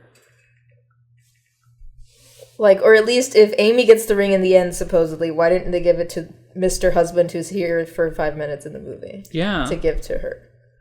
This is strange. Give it to the dog. Give it to the little girl at this point. She was wearing She it. damn near had it at the end. She does wear it at the end. Wait, where's this movie take place? It just in New England. I feel like it's Connecticut. New England is in a state. I think that's what I'm saying. It doesn't say what state it is, but I'm Let's glad just you say know that Connecticut. you usually don't know that. Okay, so Massachusetts was the first state to legalize gay marriage in 2004. Yeah, So let's say I they're said there. Boston. That's the same thing as Massachusetts. So it's somewhere So let's out there, I imagine they probably went there. guess. Okay. They either live there or they could travel there easily. So anyways, like Patrick could have worn it around his neck or something. A little necklace. Anyways, we have Susanna going to Sybil, who is napping and laying down next to her. Because she knows now. Knows now? Wait, do you think she found out, like, because of Kelly just being like, oh, she's napping or whatever? Like, No, she must have known. I think she knew before. I think that's also maybe why she's kind of, like, distant throughout the whole beginning. I think she knew that she might feel bad. I think this is when she confirms that she might be dying. Or maybe like she was sick before and then she was like, oh, she's napping again. It must be bad again. Mm-hmm. Yeah, maybe. That bitch only naps when she's sick. Oh, because she did go like, is it bad again? Not yet, Is I that- don't think. Or is that Ben asking Dad? That's Ben asking Dad. Okay, No, so she I was think reading all of the psychic energy with her vampire Yeah. powers. oh yeah, no, That yeah, we must be it. said Yeah, it. no, he just mentions that she's napping. She goes upstairs, lays next to her. Starts feeding on Feels her. up her tit. And Diane Keaton, like, you can see her, like, almost starts crying. I don't know. That's a loud car. It's someone's Grand Theft Auto in your car. Daniel, are you doing woodworking? It's someone getting towed. But, like, then she turns around and says, who else knows? Yeah. So I think that's the first indication of, she's the first child who has showed her that she knows. Mm-hmm. Yeah. And then she's like, shocker, all of us. And she's like, you're still not getting the ring. Bitch. This will never be yours. It will be buried with me. We have Kelly and Ben on the bleachers. This is the scene you're talking about where he says, it's worse this time, isn't it? And he says, it's not good. So we know that it's coming back and that Sybil wanted to tell everyone after Christmas. She didn't want to, put a sour taste in the whole Christmas celebration. And then we have Ben crying. He comes home, he gives her a hug. And then Amy's like, what's going on? So she doesn't know. Yeah, she's the most oblivious. Yeah, she's too busy listening to NPR. But then we have Meredith finding out that Everett's allergic to mushrooms with Sarah Jessica Parker's improvised line of, I didn't know. Snap out of it. Everett and Thad meet Julie at her bus. What's this bus everyone keeps talking about? What's this bus? And here is the thing. The way he looks at her, of just like... That's the way I look at Claire Danes, too. Through the screen. All right. The thing is, her falling off the bus immediately. One, funny. Two... Manic Pixie Dream Girl. Two... Well, no, like, opposite. Dumbass stupid bitch woman. Yeah. Like relatable, Dumbass bitch funny, troll. haha. Yeah, it's her being the, like, opposite of Meredith, so, like, prim and proper. She's, like... She's different. She's not She's the other girl. quirky. She She's falls. silly. I'm She just a falls. girl. I fall. She's an arts girl. Like, she takes charge, but, like, not in the way that Meredith does. In, like... She's not type A. Yeah. She's not type A. She like seems Meredith. type A, but she's just more chill. Because she's like a grantee person. Yeah, she. Oh What my does God, she you should does? talk She to approves her. artist grants. She is You should me. call her about them. The fictional character of Julie. But then the whole family's literally like, Julie's perfect. and Everett should I marry get her. it. Listen, if Claire Danes walked through my door at Christmas and we all hate it, like,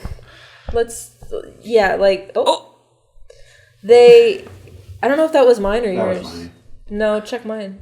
No, because mine, they're just still on. what does that notification say? Yours is off. Okay, yeah. So ours is fine. It says, like, we're not recording or something. Oh, I'm just kidding. No, it says something about the hardware being different, but we're just gonna keep going because I think it's still picking up both mics.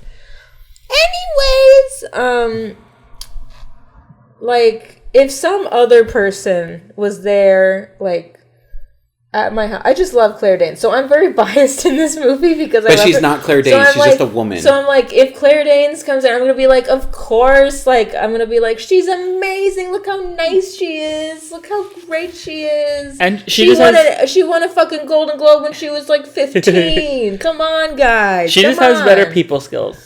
Yes. She's not Because she as kind of has to be. type A. But it is comedic that, like, everyone's like, oh my God, are you alright? Amy's getting an ice pack for her, which she would never fucking do for No. Meredith. And it's And just poor so Meredith funny. is like, they love you. But They it's probably love because she's artsy and they're like all liberal, blah, blah, blah. Well, and liberal they're arts. immediately like, oh my God, she'd be great for Ben. Because two arts people must fall in love. Little do they know Ben wants to be dominated. By the a baddie business bath bit. body. By Bath and Body Works. And freaky ass Everett wants to exploit this poor artsy girl and pretend that he's artsy, even though he's just a dumb business bro. He's a business bro. But he wants to talk all about this golden Buddha and this hole in his totem heart. Totem The pole. totem pole in Alaska. The whole of my heart. Yo, I want to visit that totem pole if it's real. But they even try to show that she's so different because they have that line where she's like, you don't want to hear this. Where like Yeah, Meredith just she can went take a on hint. and on and on. Yeah. And he's like, no, I want to hear every word that No, will no, spill out of keep your going. mouth forever, for Please. eternity. Keep speaking. So she's just as much of a yapper, but she just knows how to. Reel it back. Yeah. She has social skills. Yes. So I am okay, and Meredith. then let's talk about the iconic dinner scene. No. We have Julie talking about her job. She does, grant proposals or something. So it's in the arts realm. And Sybil is already like, well, Ben is a filmmaker. And he's like, okay. And he's an architect. He's like, what And the fuck? Thad's gay. Like, So what? Oh, I wish all my children were gay. Hold on. We have I'm gonna pop a Julie. blood vessel. First of all, we have Julie asking Thad and Patrick about adoption and whether they have a preference of what race the baby is. This already pisses me Because off they're because I obviously hate a gay people that mixed want couple. children. Okay. I don't want children. Okay. But yeah. I was like, you wanna have a wait, I baby? heard something else turn off. No, I think we're good. Yeah, we're good. Okay. Yeah, I think I skipped over the scene. Really? It cringed me It out is too hard much. to watch, but it's I watched the whole damn thing in a furious rage. But, well, let's get through it because the ending part does always make me tear up a little bit. yeah. She says, "I love my dead gay son." It's so cute. Yeah. Like, Well- No. I think that part of it is like super rare for a holiday movie or any movie really where she's like, hey, I love you, like no matter what. Oh my God. And for God, don't do 2005, this. before gay marriage, Literally 2004. When George Bush was in office. With Bush. Okay, gay marriage in like one state. fine, I'll take it. I don't need to get gay married. Okay. Well, you couldn't. Well, soon you won't be able to. And I'm okay with that. Everyone rushing in to get gay married right now. Ugh. But then they also say that Ben has a black child. Yes. Well, they also say there's also one of the most. The thing is, this movie would air on Logo, and they would always air that little clip of him saying, "I'm here, I'm queer, get used to it." So I think before I watched it, I thought he was going to be a queer character. No. He was not. He was the straightest one out of He all. kind of gives by. Yeah, he's giving. He'll explore. He gives He looks by. pussy. He'll Maybe explore Polly. someone's body. No, wait, what is it? Pan. Pan. He's Maybe Pan. Polly. He loves multiple women. He's definitely Pan. But so Julie asked a question that's already like insensitive. I don't think it's insensitive because I think there are couples that are mixed race couples that are like, I True. want my baby to be X, Y, and Z. No, I want my baby to be, because especially think- when it's like yeah. white plus someone who's ethnically not white would be like, oh, I want Yeah, my non-white baby. A mixed race couple. And it's a valid question. It's like, Yeah. do you Well, care? it has to do with like, well, whatever. I was gonna say it has to do with. You want an Asian baby? like if I grow up like there's whatever. I'm not gonna. I'm confusing myself. Speak your truth because I will. Like, No, just like the experiences of growing up like a little Mexican boy. Mm-hmm. So if you had a mixed race kid, you wouldn't necessarily know how that kid is going to grow up. Mm-hmm. Exactly. Like, Or like, you know how you and your identity grew up. You don't necessarily know how this person. like grew when people are like, oh yeah, like it's not that it's hard, but like I've seen like specifically like black people be like when white people adopt a black baby, they're like, that baby don't know how to take care of that baby's hair. Yeah. Or like they don't know how to do this. And then they're like, and then some parents take that extra step to be like, oh no, like they will like learn how to take or do stuff for like their child who is a little different than them ethnically or like needs, different things because of how they are ethnically. But it's like, I think it is a valid question to be like, do you care? and the way she says it is too like, hey, It's a little is more. this coming from like an ignorant place? But where did this question come Do you from? care? But it is like. Too Why are they talking about this Meredith. baby? It is too Meredith. She's like it's not. It's like a little different of a question than what Meredith asks, but it's not enough to where she doesn't understand why she can't ask what she's about to ask. Mm-hmm. So that's why she asks what she asks. She thinks like, oh, if we're just like asking things that are kind of controversial. I don't think it needs to be controversial. I think it's what families do. Families bring up these questions of like, That's what I was gonna say. or like, do you believe in this thing or blah blah blah blah. Like, I don't think her being like, do you guys believe in nature versus nurture? Like, do you think like bringing it, because she's like, I mean, it's one, gay marriage is barely new, so I'm assuming a lot of people are asking this question. Yeah, and plus, you guys all grew up with a queer person in your house. I'm assuming She didn't. She didn't. She's like from seems like a way different kind of family. Mm-hmm. So she's generally like curious, but she just asks it in the most awkward, weird way that infuriates everybody at the table. I think it's just no. I think it's also just the mom being like, "How dare you even question?" There is why a that- better way of like we all get what she's saying is like it is harder to be a queer person in America. The original question I think is a weird one to bring up. Like, are you guys afraid that you're gonna make this baby Darwinism gay? Yeah. and shit. Yeah, but I think the dad being like I think her being like, they've isolated a gene, like blah blah blah blah. Like That you was guys- weird. Like No, I think that's really cool. Is I that think that's- true? I think also it is. didn't know if that was true. It was very weird. Either way, I don't think her asking any of these questions. I think the family blowing it out of proportion and being like, "How dare you do this? How dare you blah blah blah? Why would you even like blah blah blah?" And now she's in fight or flight. I think that's what like she's in panic. She kind of just digs herself. she's deeper in full and panic deeper. because she's like she's trying to figure out how to say what she wants to say or be like, but without being. I think she wants to not be insensitive. So that's why like she doesn't want to just be like, are you afraid to make the baby gay? Yeah, because they showed that the family like jokes about this kind of stuff whenever he's like, "Can you dig it?" Or like, "I'm I what have do you a say? little black baby. I'm queer. Get used to Yeah. it." Like they could have just made it that, but because the family's such assholes, they all start ganging up on this poor person who's just asking a question to like a close group of people that she assumes she can trust. And then the mom doesn't help when she literally goes, God damn you!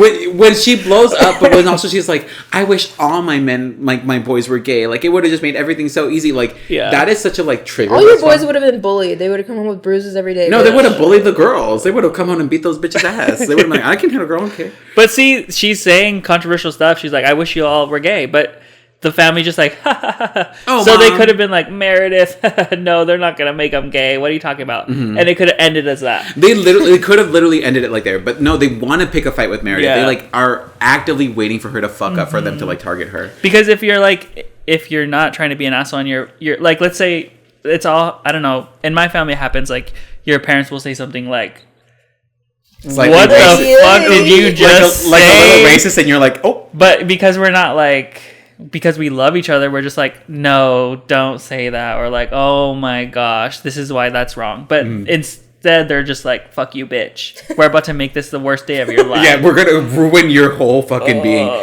And then it doesn't help that later on she's like, well, why would you wish that? Like, isn't that like kind of hard? Yeah, she says you didn't really hope for gay children. Yeah.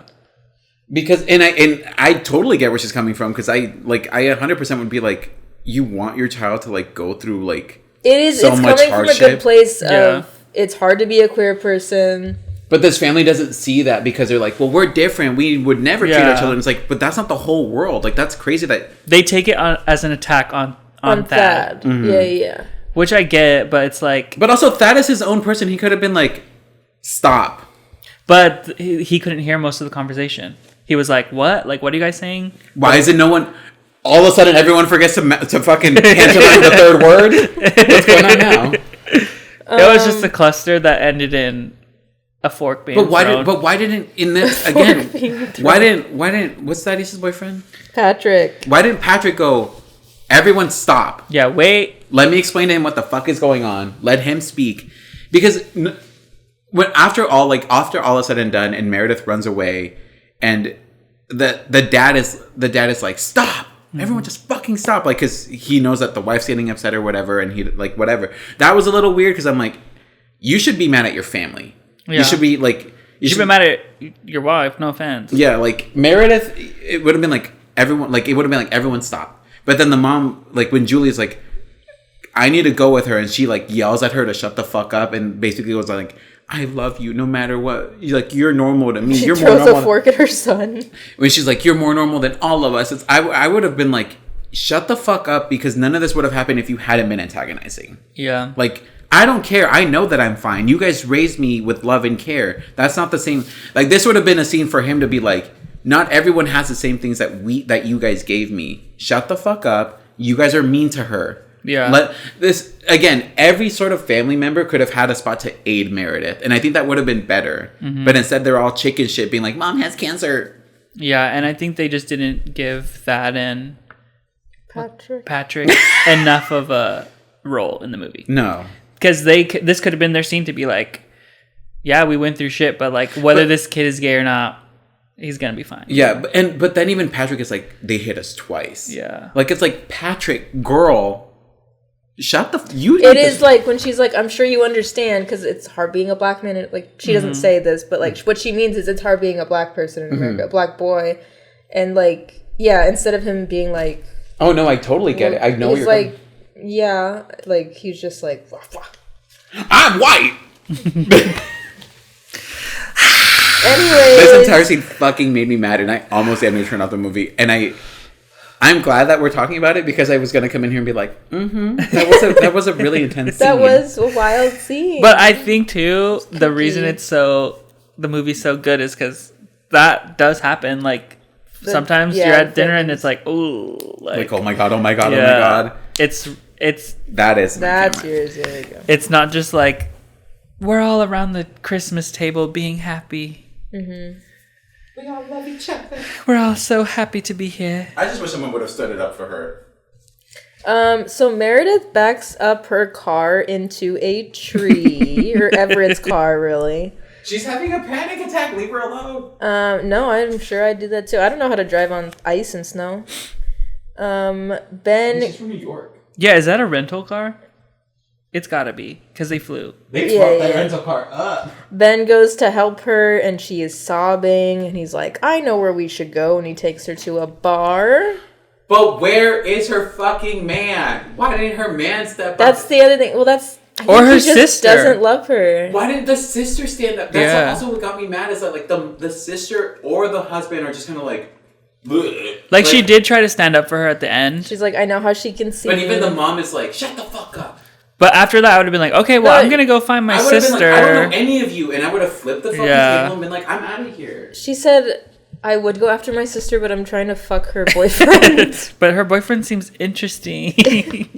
I'm going to talk to her boyfriend all And night. I know it's big. It's just like nobody is supporting this poor Meredith. Her sister is trying to steal her man. Her own husband is like hating her. I kind of love that too. Like when Julie gets there, she's like, why am I even here? Mm-hmm. I feel like she doesn't even like care about. She's like, you're making strata? You're making strata? Everything's fine now? Okay, so then we have at the bar, we have Meredith saying, I love the gays, gay people. And Ben saying, yeah, they know that. Do they though? They as gay people, they know that. This is like, that's the best scene of the whole movie. And you finally get to see she's not like this. She's outside of this like state of anxiety, meeting new people, fear, and she's comfortable. So like she's able to relax. Yes, and it's because Ben is like, you need to chill the fuck out, bro. Like, relax. But I feel like he could have said that at the dinner table. Like, what if whenever that whole thing was happening, he was like, Meredith, like, it's okay. You're safe. Like, let's talk. But instead, he's just... he wanted to see the chaos unfold. He said, and plus, she gets wasted. So she's like, I need to get She got drunk fucked and up on dance like with 4 her. Dos Equis. Yeah. She was ordering beers for the bar. Yes.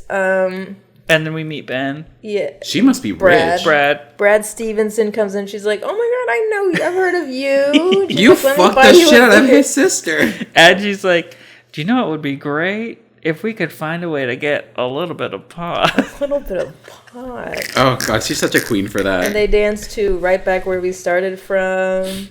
And she invites Brad over to the house tomorrow. She's like, I'm inviting you. She's like, Brad, if you haven't seen Amy in a year, how you gonna get her? And probably this is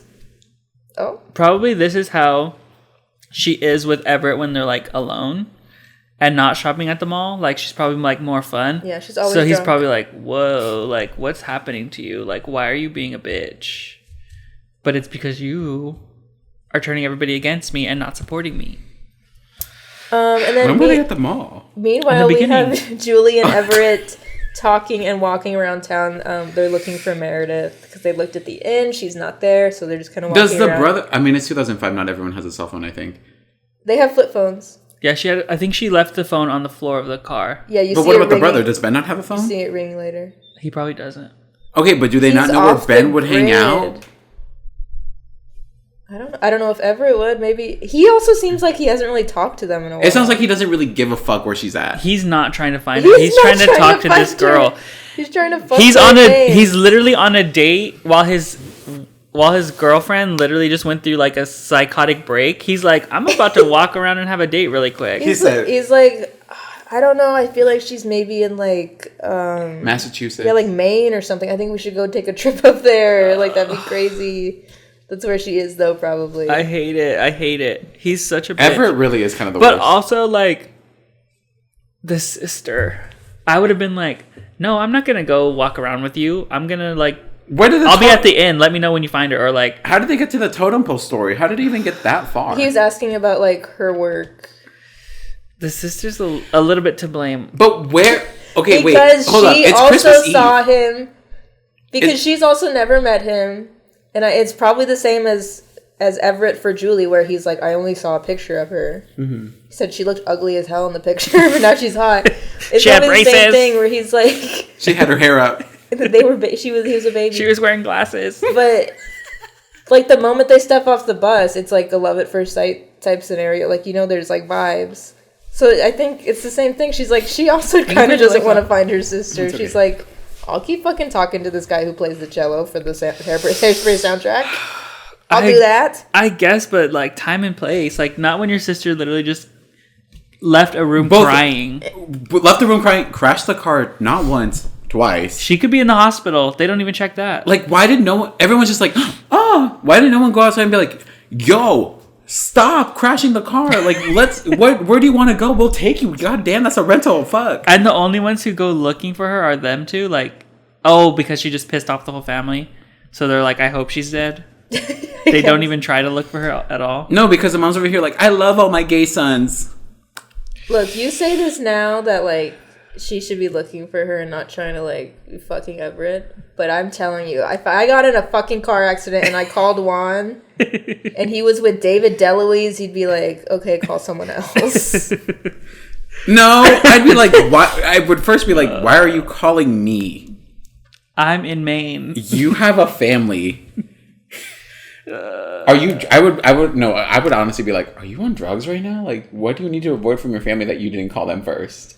What if none of them answered? Then I would go and What if they were the ones that hit me with the car? They all turned against me. They hit you with the car. The car accident was you getting hit. I think they all should have gone to the bar first day. Well, get wasted together. That's what I'm saying. It's out. It's Christmas It's Eve. Thanksgiving. It's Thanksgiving Eve. It's Christmas Eve. What the fuck else is gonna be open? Mm-hmm. You know, they have the inn. Where else are they gonna go? Like, it's your brother. Do you not know where your brother goes? Like, I'm pretty sure my siblings don't know where I go. But yeah, there's probably like 3 places open. this is a small town. They're either at the Walgreens, the inn, or the gay bar. And literally, if they even have one. O'Malley's was probably a gay bar. That's why Brad was there. That's where Fred and his partner David from high school. They fucked in the locker room. Because Ben hooked up with both of them. Because why did they have that song on the jukebox? It's alright. And it was only men in there. Oh, ooh. What's the address for O'Malley's? I'll be right back. Everett walks Julie back to the inn. He wants to keep talking to her. He wants to get coffee with her. And she says, I can't. He's like, you're dating my sister. She's like, do you not understand why I cannot do this? But then she thinks he comes back. Yes, when she hears that knock on the door, she's like, what? I did want coffee. I do want to get coffee, but it's just old ass Kelly. She's like, oh. Old ass Kelly. She's like, I don't know where Meredith is. She's not here. So were they sharing a room at the inn? I guess. Okay. Julie and Meredith? Yeah. Yes. Or, yeah. Kelly's like, I don't know where I am. Wait, where's my wife? What was that? Was it a dig when later on she goes, oh, where were you at the, or someone asked her, like, were you at the inn? Did they put you in a room next to Patrick and, Oh, when Sybil says, I hope they put you in a room next to Thaddeus and Patrick. Yeah. I don't know. I think that what was was just that her all being, about? I think that was just being like, her being like, it was either, you can either take it the nice way, and she was like, oh, I hope, like, you're nearby people who you know. Because she said that to Meredith, right? Mm-hmm. Or this was her being mean, being like, I know you fucking hate gay people, so I hope they have such loud sex next to your hotel room. I know you hate loud black people, or not loud black people. I know you hope you hate loud gay people. Hope they keep you up all night with their gay sex. I was gonna say, I hope you hate gay and black people, not loud black people. Okay. Moving on. Okay, anyways. I've been canceled 17 times this entire episode. Good luck, me. Anyways, in the car, we have Ben talking about his dream of Meredith shoveling snow, and he was the snow, and she scooped him up. I hate him so much for this. I thought people who smoke weed don't dream. Isn't that a thing? You might be right, because I haven't had a dream in so long. And I'd be smoking and eating weed so often now. I haven't heard that, but that's interesting. After a while, your brain kind of stops, like... You stop lucid dreaming. Like, you stop, like, recalling your dreams. You still dream, but you probably just don't recall remember them when you wake up? Yeah. I don't know. Well, then he just made all this up to get in her pants. He's a weirdo. Coochie. So. At home, we have Susanna watching Meet Me in St. Louis, This is your song. while Amy is sleeping on the couch next to her. And Kelly says goodnight. She says, this is my favorite part. I gotta watch the movie before I go do my feeding. Before I go kill We have to go on the hunt. Before I go kill the newborns. She was the only one who didn't sleep that night. She was like, I have to go catch, I have to make sure that I don't step foot on the Koye land next door. I almost like teared up during the scene because Judy Garland? Yes, in the movie, she says, "This is our last Christmas in St. Louis. I feel like crying." And you can tell that it's making Susanna think this is our last Christmas with Mom. Mm-hmm. And then you have yourself a merry little Christmas. Where apparently the mom gets Christmas. I'll be home for Christmas. Have you seen the interviews or like when people ask her that and she just gets fucking mad? No. Quaismo. They're like, is it Christmas or Christmas? And she goes, like, girl, lean into it. Well, girl, like, you said it, girl. Yeah, make a joke. Don't be against your knee. I'd be like, oh, it's Quiznos, bitch. I don't like her. Anyways, it's Quiznos. I'll be home for Quiznos. And this is where real hungry that day. This is where Sybil is telling Kelly that she's scared, and you see her mastectomy scar. That's so sad. Sure. And they make out passionately. I didn't even know that. Oh my god. And then you see Susanna crying. You see Thad and Patrick walking to the inn. You see Everett staring at the ring, kind of contemplating everything. You see Ben and Meredith asleep in the car and the cell phone ringing. Honestly, that's kind of cute. If I was having like a shit ass day and like a guy like that like was there, like came and consoled me and like we fell asleep in his car, like somewhere like kind of just parked, I would feel like that's a little romantic and cute. Yeah, it is cute. If it wasn't your brother. At this point, I'd be like, fuck my brother. He's a piece of shit, bro. Yeah, if I were her, I would have like long before this, but this is definitely the breaking point. Mm-hmm. It's like, no, he didn't even find me. He couldn't look in the car. He couldn't find this goddamn car? It's literally parked outside his house. In this empty town? Yeah. In this empty town? He couldn't put an Apple tag on me. It's now Christmas morning in the stone house. Meredith wakes up in Ben's bedroom.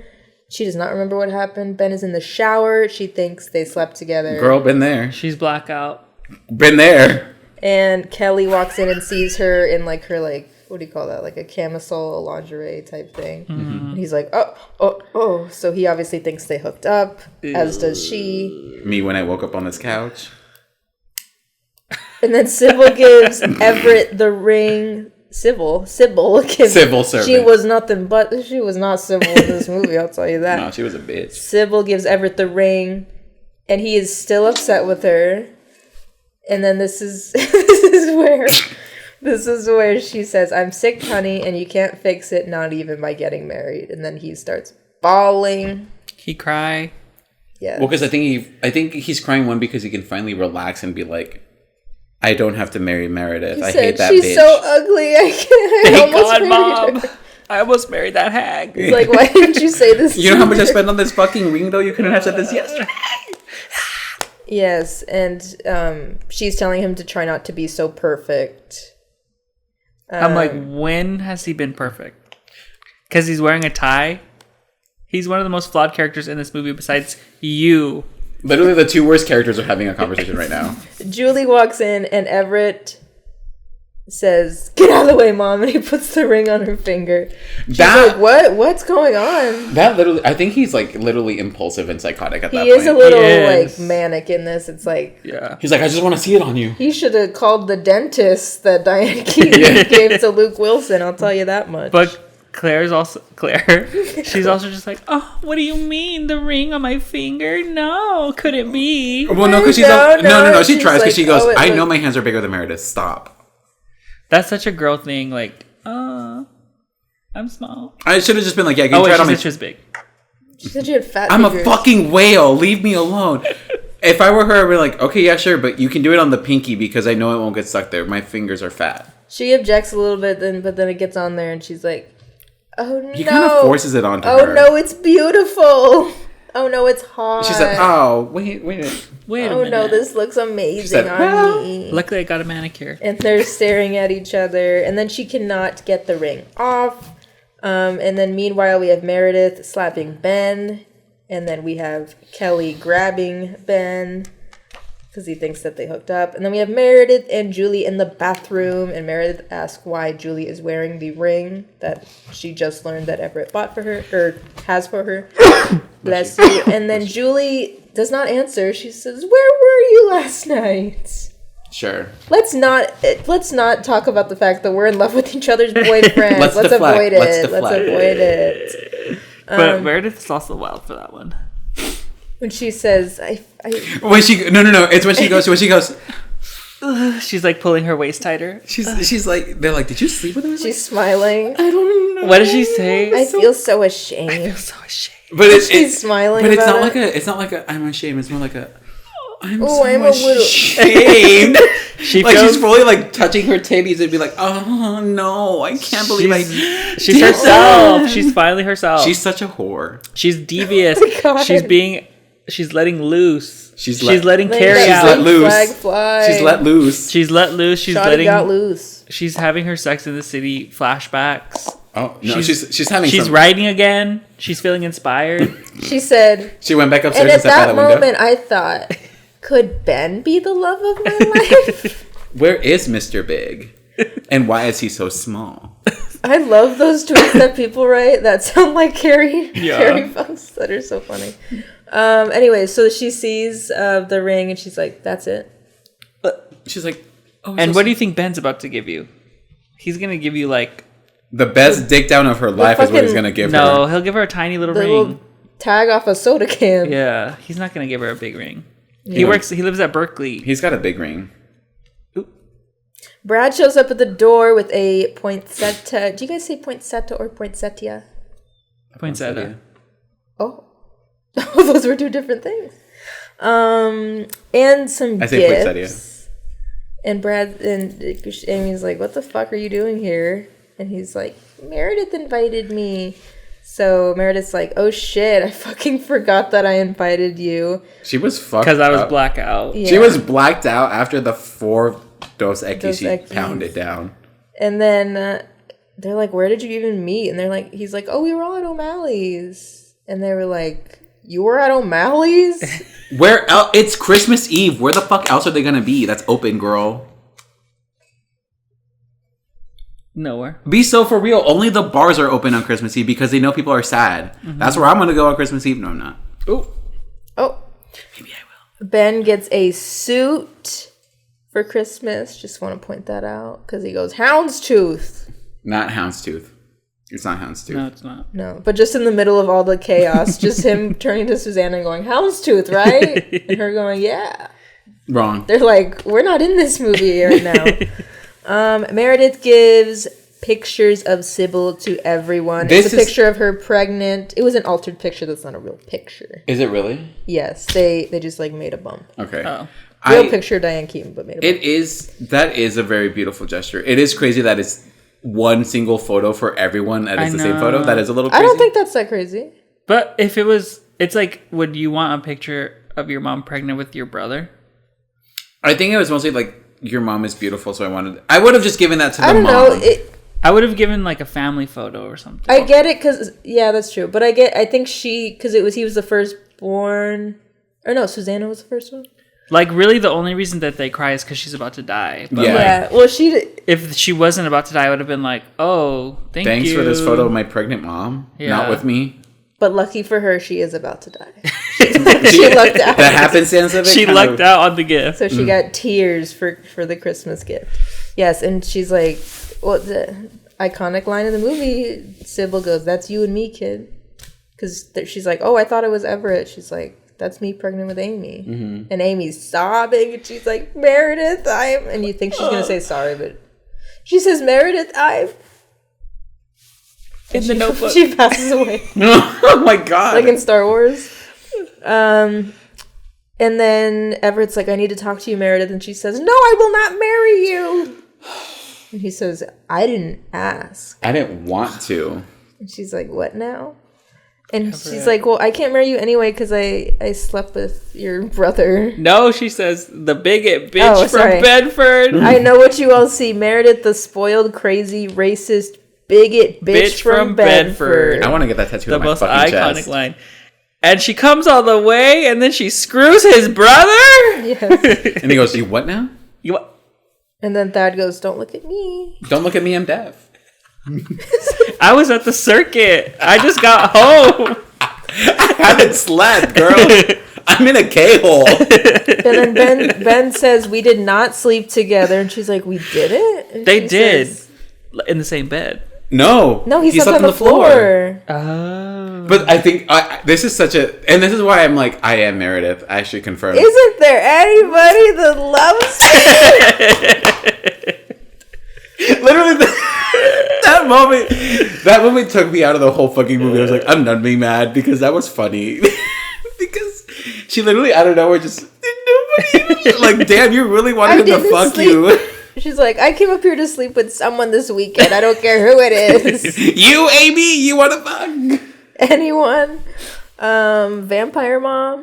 Meredith. You don't have a husband. Meredith gets her dish out of the fridge, her strata, and spills it on her and the floor when Sybil and Amy open the kitchen I think this is the door. first time that they genuinely made the right move. Both the mom and Amy. Like, they were both trying to just be like, hey, no, come back. Like, it's okay, it's okay. And then they fucked her over. And then they fucking murdered her in that the egg fucking dish juice. all over her. And then they're like, "Oh my god, Meredith." But it's because Meredith is finally being like real. Like, Yeah. you guys are assholes. Like, It's what like, the fuck yell were you back at doing to us. me? Yeah. That's what I'm saying. Is If she had like told Amy, "You're a fucking bitch," And straight she's up to like, "You her. guys are horrible. Like, why were you doing this to me?" Yes. They're like, we just are. We're fucked up. We're the worst. We're vampires. We're we're hungry. family and Technically, vampires. they're what are they called from What We Do in the Shadows? Where energy vampires, where they like have to make you miserable to keep surviving. They're all energy They vampires are. besides Susanna, who has to go and hunt. Yeah. So Amy slips and falls on the little dish, and and they all laugh. they're and all laugh. laughing. Now they're just kicking Now on they're the like, bathroom floor. Covered They're in egg. cackling. Is it really just egg? No, I looked it up. It's like egg, bread, tomatoes, mushrooms. Why is it wet? Because she hasn't cooked it yet. Yeah, she let it set. She said You have to let it set. She said you cool it in the fridge, and in the morning you'll bake it for a little bit. So she was about to put it in the oven and bake it. I thought, okay, I'm gonna be so for real. You thought you were gonna eat it like that? I was like, why is this wet? Why is this soup? What is it, Jello? But then why was there a raw turkey on the table? I think that's the dinner for later. That's the Christmas Day dinner. Oh, I forgot white people celebrate on Christmas Day. I was gonna say this is not for you and me. I'm like, what? We do everything on Christmas Eve. Yeah. Christmas Day is like open your presents, get the fuck home. So you have a dinner on Christmas Eve and on Christmas Day? Yeah, what is that? I mean, for my like personal family, just the four of us. Because you're like half brown. Yeah. Well, like the growing up, we always did on Christmas Eve. It was always we celebrate at my Nana and Grandpa's house, my dad's side of the family.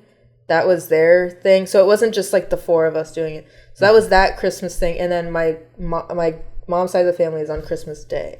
But like, so my family, the four of us wouldn't do anything. So they would split it because of like the family. Yeah. So I've never really known. Because I've thought about that Like- too, where like people are like Christmas Eve for a lot of people. Like, do you open your presents on? But also Christmas Eve at their side is like appetizers. It's like It's mini finger foods and weenies stuff? and like little ham sandwiches and like cheese and queso. So it's not like a meal. No. Okay. And then at my grandma's house, we have the tamales that we make, and then like Mexican food. It's not like crazy. Sometimes a ham for me because I love ham, but No, deli meats. we because have I love like lunch meat. we have dinner and open presents on Christmas Eve. Mm-hmm. Christmas Day we probably never do anything. You wake up and you reheat the leftovers and you eat that. Yeah, like I'll normally have tamales on Christmas Day for like brunch. And like my family's traditions is to open presents at Christmas Day midnight. Yeah, like right at midnight you open Yeah, them. you open them at midnight. You don't wait till the next morning. Yeah. Oh no! Like with my immediately family, we do Christmas morning, but we don't do a dinner. It's like there's nothing planned for dinner. It's like if you didn't eat enough tamales and shit You're fucked. at grandma's, like find something in the cupboard to eat. Eat a cracker. Eat some cookies. Yeah, because and even if like when we would go to California, it would be like, okay, Christmas Eve dinner, we're all hanging out, we're kicking, whatever. Get in the car, we're going to mass. at midnight. Then you come back and then you open the presents. Oh my Midnight god. mass. At like fucking 2 in the morning, 3 in the morning.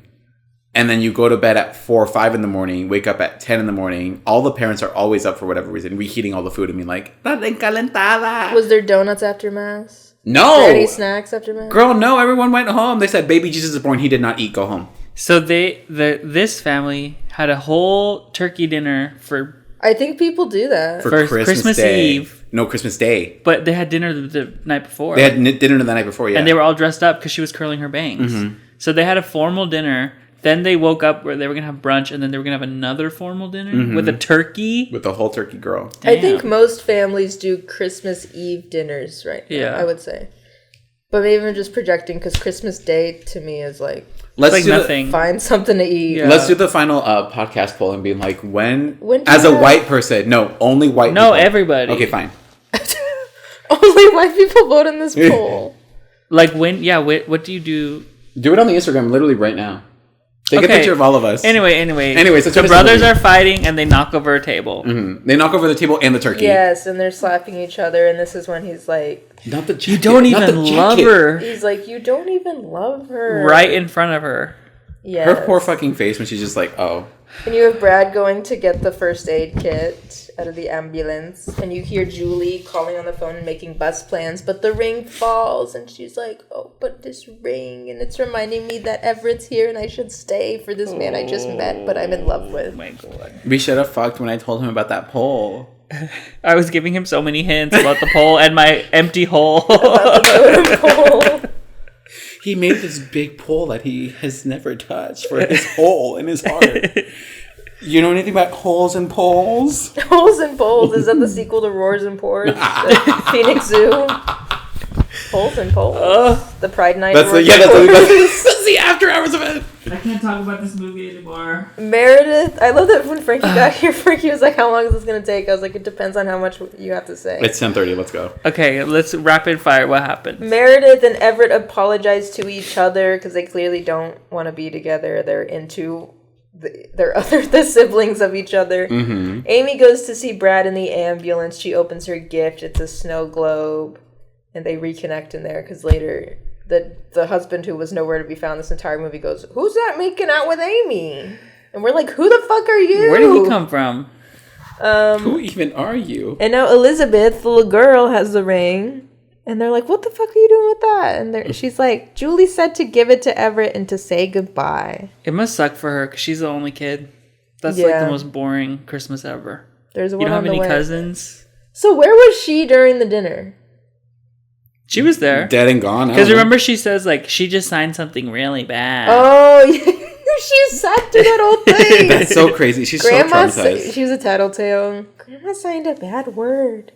God, she was there that whole fucking time. Imagine dealing with that and then the repercussions later. Talking about that in therapy.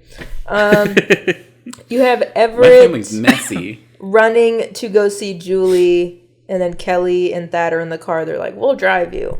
Oh my god. Meredith and Ben are talking in his room. He says, you need to change. You smell like puke because of her ache. She just kept that on.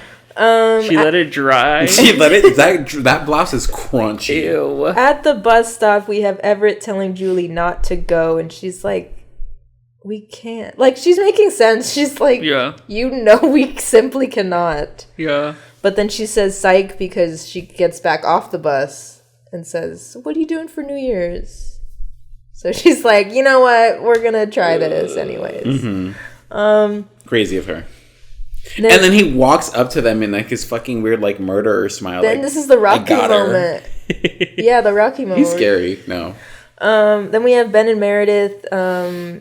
They're laying in Ben's bedroom, and he says, are you comfortable? And then they start singing or humming Joy to the World. Yes, that's Cute. it. John arrives finally saying Amy's making out with the guy in the ambulance. Patrick tells Sybil the dinner is ready as she watches the snow fall from the window. So I think that's just her being like, This is it, girl. I'm dying tonight. I've had enough. Literally dying. I'm dying tonight. And then we have the Christmas the following year. But we're at that same house, but now Thad and Patrick have their baby boy. Gus. Gus, who looks like he does not want to be there. Gus. They ended up having a black baby. A little black baby like Ben always wanted. Cute. Kelly and Susanna are there, and her husband's actually there for once. Love that. Slay. Everett and Julie will be there soon, so we know they did end up staying together. And Susanna has her baby. Susanna has her baby. Meredith and Ben are there together. Amy and Brad are there together. Amy may or may not be wearing the ring, according to IMDb trivia. They light the tree. Amy puts an ornament on the tree and stares at it, and Brad comforts her as the Sybil picture hangs behind them while they... And they changed the frame. Yeah. It was like They a said, boring black frame. Fuck Meredith's frame. But it's the I was like, did my mom text all of us? But yeah, it's their first Christmas without her, and you can feel you can see that they're all just feeling that. So And Kelly finally found a man, and he's gay now. which man is that? I don't know. They didn't show him, but I sense it. He didn't moved on see with him. a woman. A man. Who? Amen. The dad. Oh, Kelly, yeah. Kelly was like, I'm gay now. Okay, and I'm now a bottom. Frankie's gonna read some IMDb reviews. So let's hear that IMDb song for one last time. IMDb. IMDb. IMDb. IMDb. Well, what a film. What a beautiful Christmas story. This person rated it 2 out of 10 on December 19th, 2021. The height of the pandemic. Slay. Almost 2 hours of watching a poor, shy woman get bullied for this. Okay, hold on. Let's restart that. Okay, this person rated the movie 2 stars out of 10 with the title Family of Bullies on the 19th of December 2021.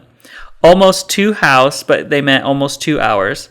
Almost 2 hours of watching a poor, shy woman get bullied by this guy's family. We are supposed to dislike her and root for the family, but I just feel so sorry for her. The mother, and especially Rachel McAdams' character, are so awful to SJP's character Meredith. Had to stop watching it. 45 people found this helpful. Slay. I agree. The family was awful. And they're like played off as like, we're so quirky and artsy, but really they're just bitches. No, they didn't get punched in the face. This person, spoiler warning, this movie fails at everything it tries to do. I would give it a 0 out of 10 if I could. This movie fails as a comedy, as a drama, as everything. The characters are so cliche and hackneyed. Hackney, yeah. The characters are so cliche and hackneyed, it is unbelievable. There seem to be about 20 of them, the characters, and there are a lot of characters. And throughout the movie, they meet, fall in love, fall out of love, fight, whine, act ridiculous and erratic, wallow in self-pity, and are generally just irritating. Through most of the movie, I was saying to myself, who acts like that? Most of the characters are so unlikable that their behavior makes it impossible to care at all about what happens to them. There hardly seems to be a coherent plot, and what there is of one is a waste of time. Of course, everything turns out super duper okay in the end. I literally physically rolled my eyes at the bus scene. Me too. So cliche. At the very ending, it's supposed to be bittersweet, but it is way too predictable. Pass this movie if you value your time. Oh my god. How dare they? I wouldn't say it's predictable. I didn't think the mom was gonna die. Yeah. And I think I remember like the first couple times watching it, the first time watching it, I didn't really know she was sick. Like, it kind of did catch me by surprise. They hit it well until like the scene where they're smoking weed. Girl, I didn't even know that they were like that she was sick. I thought she had dementia. And then we know that because you said that earlier. But I don't think it was bad. I do think that the plot is a little bit crazy.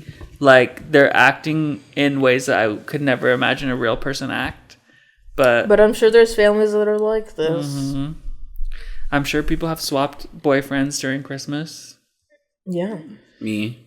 I think that is the craziest part when you, like, after all of this, yes, but meeting the family and then being like, actually, I want that brother instead, and swapping is insane. But I'm sure that's happened. Ooh. If we pull up some Reddit stories This I'm happened to sure me. that's happened before. My boyfriend left me for my brother. I can't imagine that. And I would never Am I date. the asshole for hooking up with my sister's boyfriend and then marrying him? I would never date anybody that my sibling dated. That's gross. And none of them have good taste. They've all been ugly. Yeah, that's the only reason why. I wouldn't. It's weird. Would you? You would. You're sick. No, only my sister. I was like, none of my siblings have like dated anyone that I know of. But if they did. No, but if. No. I think it's weird. I think it's like... Because I'm like, you've seen them. It's incestuous. It's a little like... That's like... I don't believe in sloppy seconds, but that's when I am like, that's disgusting. When it's your sibling, it's a little bit like, ugh. Like, Oh, it's my phone. Sorry. Or my laptop. Sarah's getting a message. It's the results of the Christmas dinner poll. Most of you are looking for poll on Christmas. Yes. Well, yes. Well, yes. Well, I did put up a poll. So our challenge for you is this Christmas, start some drama. Swap a sibling. Go to the bar. Get drunk. Fuck them or don't. Pretend to. Oh my God. No, yes. Take one of your siblings, their partner, take them to a bar, get them drunk, let them sleep in your bed, but you sleep on the floor, but they don't see that. Trick them. Make them think you slept with them. And then at the Christmas Day dinner, which apparently y'all have been, Throw egg at them. throw egg. Throw egg. And tag us in the reaction video. I saw a post the other day that was like, or my boss showed me a post that was like, she was like, this is us. And it's like, and the thing was like, what did you bring for the Christmas potluck? And then it's like, me, beef, and then swinging at my cousin. And with that, what are our final thoughts on this movie? What would we give it out of 5 stars? 5. Damn. It's one of my favorites, and I'm gonna watch it even though I hate. I was gonna say, even though I during hate this, when you were like, I'm getting angry. I think it captures what it's actually like to visit your family during Christmas. Like, it's not all cute. No one's prim, no one's proper. They're all just fucking raw dogging it. And like you can be the meanest to people that you love the most, like your family. So it makes sense. You can be? Yeah. I should try that. I'm mean to strangers. No, like once you get over that stranger phase, I feel like is when you're like your siblings, you didn't fight, beat each other's asses. You can't choose your family. But you can sure leave them. You didn't beat on your little siblings. Yeah, my little kid, on my baby. You didn't bully your mom All the time. into giving you a valuable ring. We don't have those. Oh. We're brown. We don't got those. You didn't make her promise to you. You didn't hide your trophies in a dresser. No, I threw them away. Oh. 5 out of 5. You? I don't think I'm ever going to see this movie again because it made me so mad. No, I'll probably watch it at some point if someone wants to. But out of my own volition, The Holiday is going to be my favorite. I'm going to say it's not bad. I'm going to say 4. I would be so for real. As much as it did get me mad, movies that get me actually genuinely upset are probably some of the better movies that I've seen. Like, not because they don't get me mad because they're bad. They make me bad because it like make me like relate to that issue so much that I'm like, All right, fine. We'll do one last episode about Dead Poet Society. no, you better fucking not. Ooh, that movie, I walked out. I had to leave. I gosh, stretched my knee. I hate you. What's yours? Sarah? Oh my god, my legs. I'm debating. I wrote down 5 in my notes, but I kind of want to do like a 4 or 4.5. I don't know. I'm gonna Do go. what feels right in your heart. Just do 6. Just do 6. I think on Letterboxd I used to give it 4, but I feel like I might do 4.5. Believe in the heart of the cards and just say 5. I'm gonna say a 4.5 because I get why it can be frustrating to watch for many people. So Yes. I'll say that. But like Frankie, it is one of my favorite movies. It just feels like a warm hug that is kind of yelling at you sometimes throughout it. But it's like a hug where you're like, you fucking bitch, I hate you so much. Like your family. Yes. No, this makes me want to throw hands. It's a warm hug when Like they're your like, family. they're like- at my family. it's like I'm hugging you, but also I'm like, you stole the last cookie, and when I fucking catch you one-on-one, it's on sight. But am I merited for reals? Oh my god, this whole episode. And like, We said you were Amy. if we I don't want to be here. if we just generalize the movie too, like, it has pretty good queer representation. Yeah, as much as they are annoying. Yeah, they could have talked more and They could have shared a kiss. been more involved. I could have used more Claire Danes. I could have used more Rachel McAdams, but that's just me. Had a cute, loving I could have relationship. used more vampires. And like, the gay person wasn't like, nobody understands me, I'm gay. He was like, I'm gonna go stay at the inn. I'm gonna get wrecked by my boyfriend, and y'all have fun. No, they're not getting wrecked. They have a baby. This was How do you pre-baby. think they had it? They seem annoying. Where do you think the baby came from? How do you think they had it? a They got Why? boy pregnant? Yeah. No, I think they're that couple that don't fuck. For Because 2005, it was good. Good representation. I think it's a good gem. I think a lot of people know about it now. Like, I hear a lot of people talk about it nowadays, but I feel like even like 5 years ago, people might not have known it as much. Now they need to remake it with the Gen Z crowd. No, it'll be worse. It will. They're gonna be like, you don't know my pronouns. Stop. Okay, and with that, thank you, Frankie, for coming on one last time. It's been real. Do you want to plug anything for one last time? Plug it. No, but thank you so much for having me, and good luck on the next adventure. Everybody following, make sure to send love to these two amazing people who put so much time into this podcast over the years and brought so many crazy ass movies that I've never heard of. And yeah. You want to plug the org? No. Word. There's probably one person in Phoenix that listens to it. Bahu To this, and it is my mom. Yahoo Torres. Okay, and with that, let's go ahead and give a shout out to the one, the only, real quick.